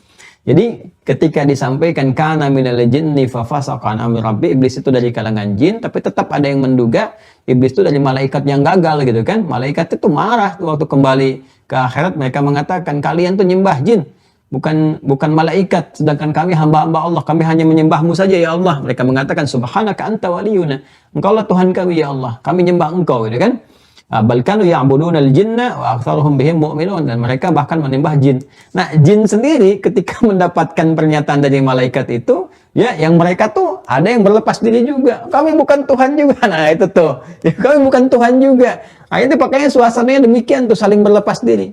Jadi Anda bayangkan ya, di surah ke Al-Baqarah surah kedua tadi kan ayat 165 dan seterusnya, nanti ditafsir lagi. Di suasananya jadi menarik nanti. Ya, orang beriman tuh tenang aja. Ini paling saling ribut sendiri tuh. Ribut sendiri. Jadi malaikat sudah melepaskan diri, jin juga berlepas diri. Ya, yuk kita teruskan tafsirnya. Wal jinnu aydan tatabarra'u minhum. Ya, wa yatanassaluna min ibadatihim lahum kama qala ta'ala. Nah, di sini yang paling menarik, jin juga berlepas diri dari mereka. Bahkan mereka mengingkari apa yang dikerjakan oleh orang-orang itu. Mereka melepas diri, yang Tuhan itu Allah bukan kami. Kalian yang salah melanuhankan kami, katanya. Ya, awas hati-hati tuh. Ya, dukun-dukun tobat-tobat ya dari sekarang, nanti jin-jinnya tuh ninggalin sendiri tuh. Dukun paranormal macam-macam dia, gelar-gelarnya yang macam-macam itu, yang punya sinergitas dengan lingkungan para jin, ya, yang dinasnya di seputar alam-alam itu, ya, ya tolong tinggalkanlah. Ya, udah pensiun aja, pensiun, tinggalkan semua itu, kembali kepada jalan yang benar, nanti rahmat Allah akan diturunkan, gitu kan? Baik teman-teman sekalian, yang paling menarik, waman adallu mimman yad'u min dunillahi ma la yastajibu lahu ila yaumil qiyamati wa hum an du'aihim ghafilun. Kemudian wa idza husyiran nasu kanu lahum a'da'a wa kanu bi ibadatihim kafirin.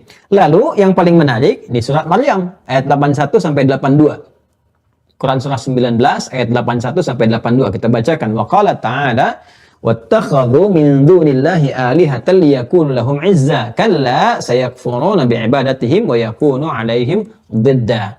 Ini penegasan. Lalu ketika malaikat mengonfirmasi, kalian tuh menyembah jin, bukan malaikat. Kami bukan fallen angels. Ya, kami bukan malaikat yang gagal langsung turun lalu kalian sembah, kalian pertuhankan, bermaksiat, tidak. Kami tidak pernah bermaksiat, menyembah Allah dan sebagainya. Itu kalian jin. Jin pun membantah. Ya, jadi ketika mereka menjadikan jin-jin itu dan puncaknya iblis sebagai Tuhan, dipertuhankan oleh mereka, diikuti petunjuk-petunjuk atau provokasi dari iblis itu, apa yang terjadi? Mereka pun mengingkari.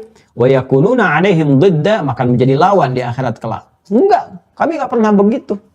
Enggak pernah mau kami jadikan Tuhan. Nah, apa yang terjadi? Nah, perhatikan kalimatnya. Jadi kita lihat nanti sekarang pindah teman-teman sekalian ke Quran surah ke-14 ayat 22. Quran surah 14 ayat 22. Sudah?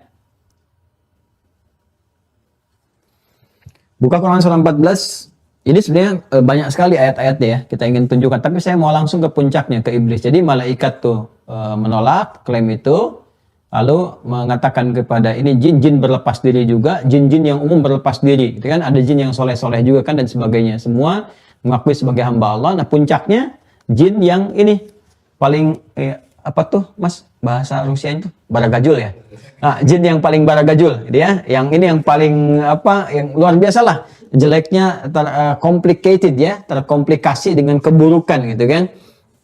Nah, ini jin yang paling berbahayanya yaitu iblisnya itu. Lalu dia mulai pidato deh. Masih sempat-sempatnya pidato tuh. Yang tadinya sombong, yang segala rupa, yang menggoda dan sebagainya. Nah, ini dengan kesombongannya dia masih menertawakan manusia dan berlepas diri.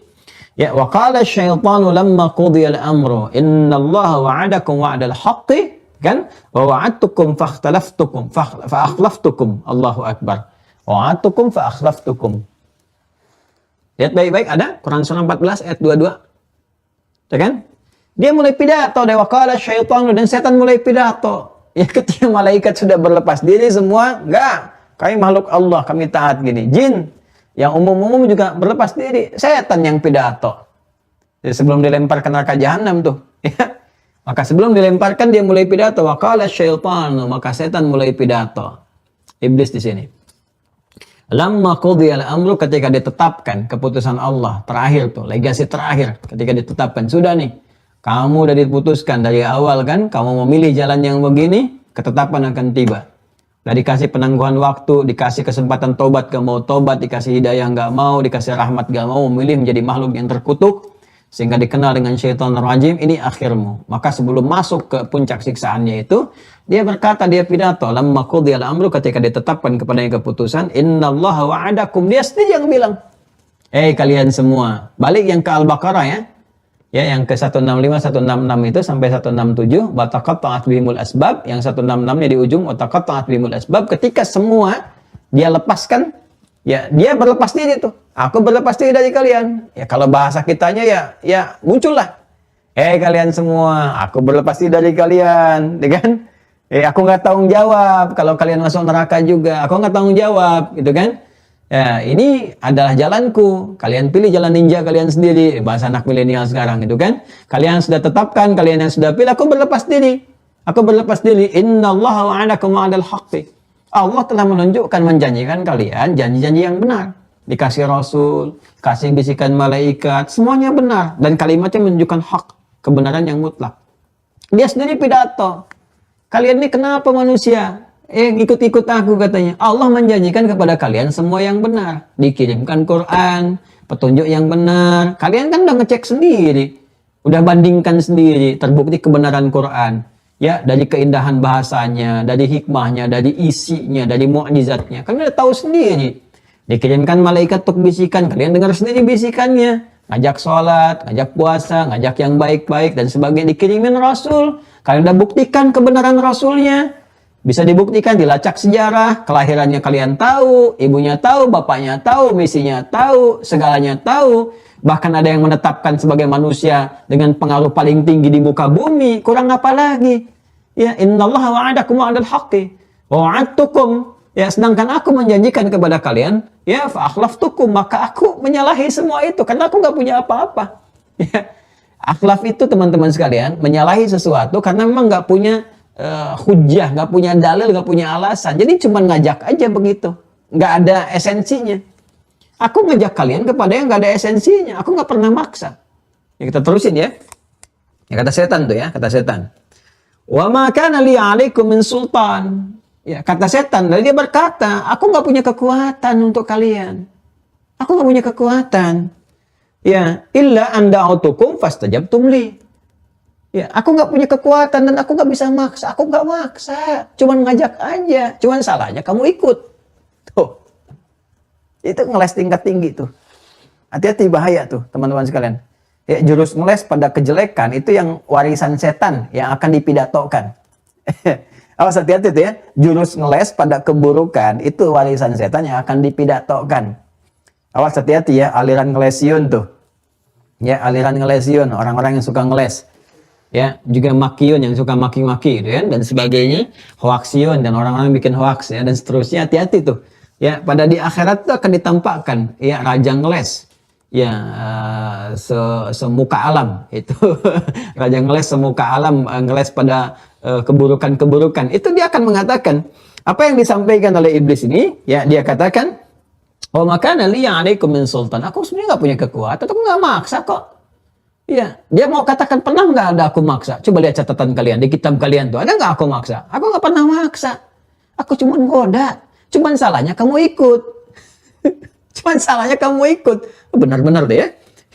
Ya, pas tajabtum, cuman salahnya kamu ngikut saya. Jadi kata setan, kenapa kamu ikut? Aku kan nggak maksa. Salah saya di mana? Ya, saya maksa juga enggak. Dorong-dorong kalian juga dengan paksaan juga tidak. Punya kekuatan juga enggak. Cuman goda. Itu pun godanya halus. Kan udah ada di surat An-Nas. Dia bilang begitu tuh. Alladzi yuwaswisu fi sudurin nas. Kan cuman ngasih was-was aja. Bisikan-bisikan begitu. Cuman kamu ikut. Maka apa yang terjadi? Fala talumuni walumu anfusakum. Jangan celah saya. Jangan maki saya, kata setan. Ya, jangan celah saya, nggak usah maki-maki saya. Karena nanti di ayat yang lain seperti yang kita sampaikan tadi di Al-Baqarah ada, nanti di surat lain juga ada, gara-gara kamu nih kamu nih iblis gitu kan. Kita juga nanti terancam dengan neraka, ditempatkan, disampaikan kepada kami. Kami dihukum bahkan pendahuluan. Ya, saat di alam kubur, begini, begitu. Gara-gara kamu, jangan celah saya. Fala talumuni walumu anfusakum. Jangan celak saya, katanya. Celah dari kalian sendiri, aku nggak maksa. Ya, celaklah jiwa. Anfus itu jama dari nafas. Celak tuh nafas kalian, celak nafsu kalian, celak dari kalian sendiri. Jangan celak saya cuma ngajak, itu pun halus, nggak pernah maksa. Tuh ya. Oh, hati-hati tuh. Lalu apa yang terjadi? Ma ana bimusrihikum wa ma antum bimusrihiyya. Ya? Lalu inni kafartu bima asyraktumuni min qablu innadh dhalimina lahum adzabun alim. Quran surah ke-14 ayat 22. Allahu akbar. Hari ini yang paling berbahaya teman-teman sekalian. Hari ini aku tegaskan pada kalian. Ya, apa itu? Inni kafartu bima asyraktum. Saya mengingkari apa yang telah kamu musyrikkan. Kamu yang ikuti saya ingkari kamu. Kamu yang menyembah patung-patung yang macam-macam dan sebagainya, menyembah selain Allah, aku mengingkari itu semua. Dia sendiri berlepas diri. Jadi kalau kita melihat dari apa yang disampaikan Al-Quran ini, setan sendiri menyadari bahwa jalan hidupnya itu salah. Cuman karena kesombongan, dia terjauh dari hidayah. Jadi sebetulnya Allah ingin memberi pesan kepada kita. Sebetulnya orang sombong pun mengerti dirinya salah. Cuman karena sifat sombongnya itu, akhirnya jalan-jalan kebaikan, cahaya yang ada dalam jiwanya nggak bisa muncul ke permukaan. Makanya betul-betul Allah haramkan sifat sombong itu. Jangan pernah deh hadir dalam kehidupan kita itu. Berlindung kepada Allah dari kesombongan, dari keburukan. Karena itu menutup jalan hidayah. Menutup jalan kebaikan. Makanya di puncak akhir, ya penantian sampai ke jahanamnya itu ketika akan merasakan siksa dan sebagainya, dia mengatakan, inni kafartu bima asyraktum. Saya mengingkari apa yang kalian musyrikan itu. Karena kenapa? Pada dirinya yang paling dalam dia mengerti bahwa yang Tuhan itu hanya Allah. Dia kan nyembah udah ribuan tahun. Dia tahu Allah yang Tuhan. Allah segalanya. Cuma hanya karena ingin membuktikan kesombongan dan sebagainya. Muncul itu. Dan dipertahankan sampai akhir dari kehidupan dan kehancurannya. Kehidupan dan kehancurannya. Kan? Maka dia katakan innal zalimina lahum adzabun alim di penutupnya. Sungguh orang yang salah tempat itu, yang tidak menempatkan sesuatu pada tempatnya, bahkan tidak menuhankan Allah dan salah dalam menuhankan, menuhankan apa yang harus dia pertuhankan, karena itu dia menuhankan selain Allah, maka itu salah. Maka udah tempatnya adzabun alim, siksa yang sangat dahsyat. Nah, jadi di sini itulah akhir tragisnya. Akhir tragis iblis yang masih sempat pidato, dan dalam pidatonya dia memberikan sebuah informasi, dan saking rahmannya Allah kepada kita disampaikan ke kita sebelum kita wafat supaya kita tidak mengikutinya. Ingat loh, yang satu saat iblis akan berlepas diri dari kamu.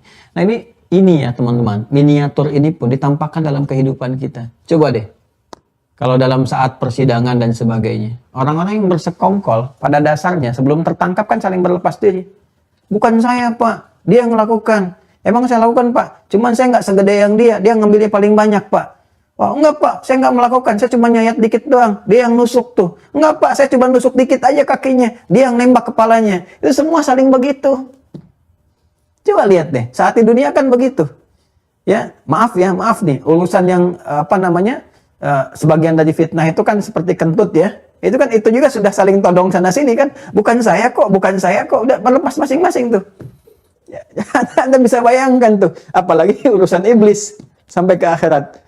Nah, jadi saya mohon lah ya, udah abaikan aja. Kalau ada bisikan-bisikan keburukan, udah tinggal aja minum teh dikit tuh kan. Atau kita tinggal dengan minum air bening, berdoa kepada Allah kebaikan. Lalu kita katakan pada diri kita sendiri, konsisten pada kebaikan. Apa iblis mau goda, ntar besok-besok kamu lepas diri dari saya, enak aja gitu kan. Aku ingkar pada kamu sekarang, seterusnya, dan sampai yang akan datang. Kita katakan dari sekarang, aku ingkar pada kamu dari sekarang, seterusnya, sampai yang akan datang. Paling-paling dia jawab, masa sih, itu kan dia goda lagi, terus saja, sampai kita meninggal. Istiqamah sampai meninggal, alhamdulillah kalau itu kita baik, maka jalan-jalan kebaikan akan dibuka. Tapi kalau diikutin, maka akhir tragis yang menimpa iblis akan diikuti oleh para pengikutnya. Sampai disebut dengan ashabun nar.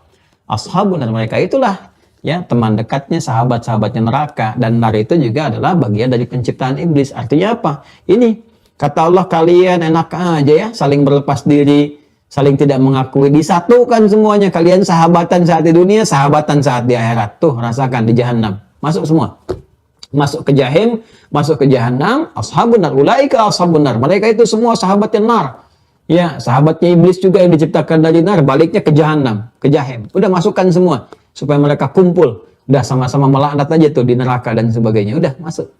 Makanya disebutkan dengan al-mal'un, la'nahullah, dilaknat, mendapatkan laknat, mendapatkan kutukan, mendapatkan segala jenis keburukan. Saya mau tanyakan jujur pada diri kita sendiri, pada nurani kita tanyakan, kurang apa lagi penjelasan ini? Dan semua yang kita alami di dunia ini nyata.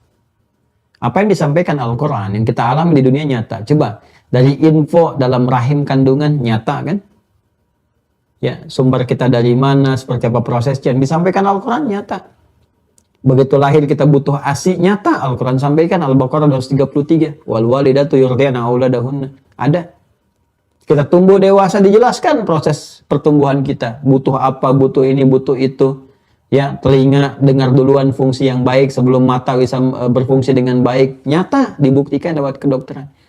Ya, terus kita dapatkan fenomena macam-macam sampai juga gambaran tentang kehancuran semesta berbentuk seperti ruang, seperti sur, seperti trompet macam-macam. Nyata. Semua nyata. Jadi kalau yang kita alami nyata, kehidupan nyata, kematian nyata, maka kalau sepanjang yang disampaikan semua hak, yang lainnya pun akan hak semua. Alam kubur pasti nyata, ya, kemudian hisab pun nyata, dan berakhir dengan semua nyata. Semua yang nyata dan mutlak kebenaran disebut dengan hak. Karena itulah Allah menegaskan di Quran surah kedua Al-Baqarah ayat 147. Al-haqqu mir rabbika fala takunanna minal mumtarin. Semua kebenaran mutlak bersumber dari Allah Rabbmu, jangan sekali-kali meragukan. Supaya enggak ragu, kuatkan iman. Nah, sekarang pertanyaannya, Ustaz, kan tidak semudah mengucapkan untuk bisa mengkanter tipu daya setan itu. Bagaimana caranya? Seperti apa kita benar-benar kuat dan terjauh dari godaan-godaan iblis setan yang bahkan masih sempat dia berpidato di akhirat sebelum akhir tragis itu mengalaminya, bahkan orang-orang pengikutnya dipersatukan dengan mereka mendapatkan akhir yang tragis pula. Seperti apa cara kita ya Allah untuk menguatkan diri ya Allah? Ya, terus kita memohon petunjuk juga melalui petunjuk Rasulullah dan kita mencoba untuk menelusuri seperti apa, maka simpul selanjutnya yang ketiga akan memberikan jawaban kepada kita. Ini jawabannya.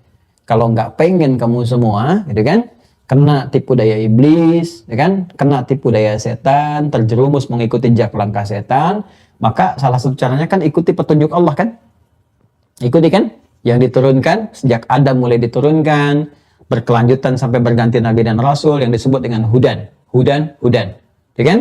Nah, terkait dengan hudan ini adanya di mana, seperti apa simpulnya, bagaimana membuktikan kebenaran bahwa itu petunjuk dari Allah, maka simpul yang ketiga akan kita bahas pada pertemuan lanjutan berikutnya, yaitu simpul tentang kutubillah, kitab-kitab yang Allah turunkan yang mengandung pedoman. Karena itulah kemudian pada simpul yang ketiga ada simpul keimanan disebut beriman kepada kitab. Ya, kitab yang Allah turunkan yang dilekatkan kepada para nabi dan rasul. Apa yang dimaksud kitab-kitab itu? Bagaimana sejarahnya? Seperti apa definisinya? Seperti apa isinya? Dan bagaimana kita berinteraksi dengan semua itu? Insya Allah akan terjawab di pertemuan-pertemuan berikutnya. Ya, nah kalau teman-teman ada waktu, sempatkan baca tafsir dari ayat-ayat yang tadi saya sampaikan. Ini sebenarnya sudah saya siapkan juga yang jilid keduanya nih. Ya, yang tadi tentang surat Ibrahim ayat 22. Ini kalau kita baca tafsirnya lagi, wah ini lebih unik lagi yang pidato iblis tadi itu. Udah macam-macam lah gitu ya, udah dihadirkan. Bahkan sudah saya tandai nih, ya halaman 757 kalau nggak salah. Betul, halaman 757. Ya, ya. Nah di sini nanti teman-teman bisa baca dengan kesempatan supaya ada pengayaan yang bisa sampaikan. Tapi apa yang tadi saya uraikan itu isinya kurang lebih.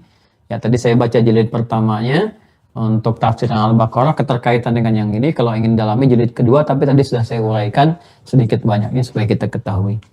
Itulah yang bisa kita kaji di kesempatan kali ini. Saya mohon maaf agak cepat tadi menyampaikan dan saya meminta teman-teman mereview ya. Lihat kembali nanti kalau terasakan lebih cepat karena saya pun punya tugas sebagai ayah. Jam 7 ini saya harus membimbing anak-anak juga. Tadi sebelum subuh juga saya sudah cek untuk ujian karena anak-anak kan ujian hari ini. Ya, dan saya punya tugas mengantar sekolah jadi saya juga agak percepat tadi untuk mengatur supaya pas kita berhenti di waktu yang tepat ya. Terima kasih teman-teman sekalian. Mohon doa selalu. Saya sudah sampaikan kewajiban saya. Anda sudah menerima hak Anda dan saya hanya mohon doa saja. Mudah-mudahan Allah ampuni dosa-dosa kami. Ya, Allah rahmati kita semua dan semoga kita dipertemukan dalam keadaan yang lebih baik bersama orang-orang baik dan puncaknya bersama Rasulullah SAW mendapatkan ridha Allah Subhanahu wa taala.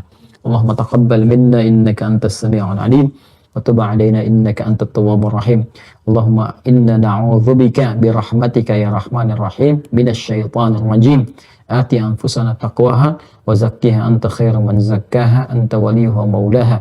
Allahumma najjina minan nar, Allahumma najjina minan nar, Allahumma najjina minan nar waj'alna minal muttaqin as-salihin wa alhiqna ma'al ladzina an'amta 'alaihim minan nabiyyin was-siddiqin wasyuhada'i was-salihin wa hasuna ulaika rafiqa. Wa sallallahu 'ala sayyidina Muhammad wa 'ala alihi wa sahbihi ajma'in. Wa akhiru da'wana subhanakallahumma wa bihamdika nashhadu an la ilaha illa anta nastaghfiruka wa natubu ilaik. Alhamdulillahirabbil alamin. Terima kasih. Silahkan di-review di YouTube-nya Mira. Yang belum bergabung dengan keluarga besar Mira, silakan terhubung dan insya Allah kita akan lanjutkan di pertemuan yang akan datang. Assalamualaikum warahmatullahi wabarakatuh.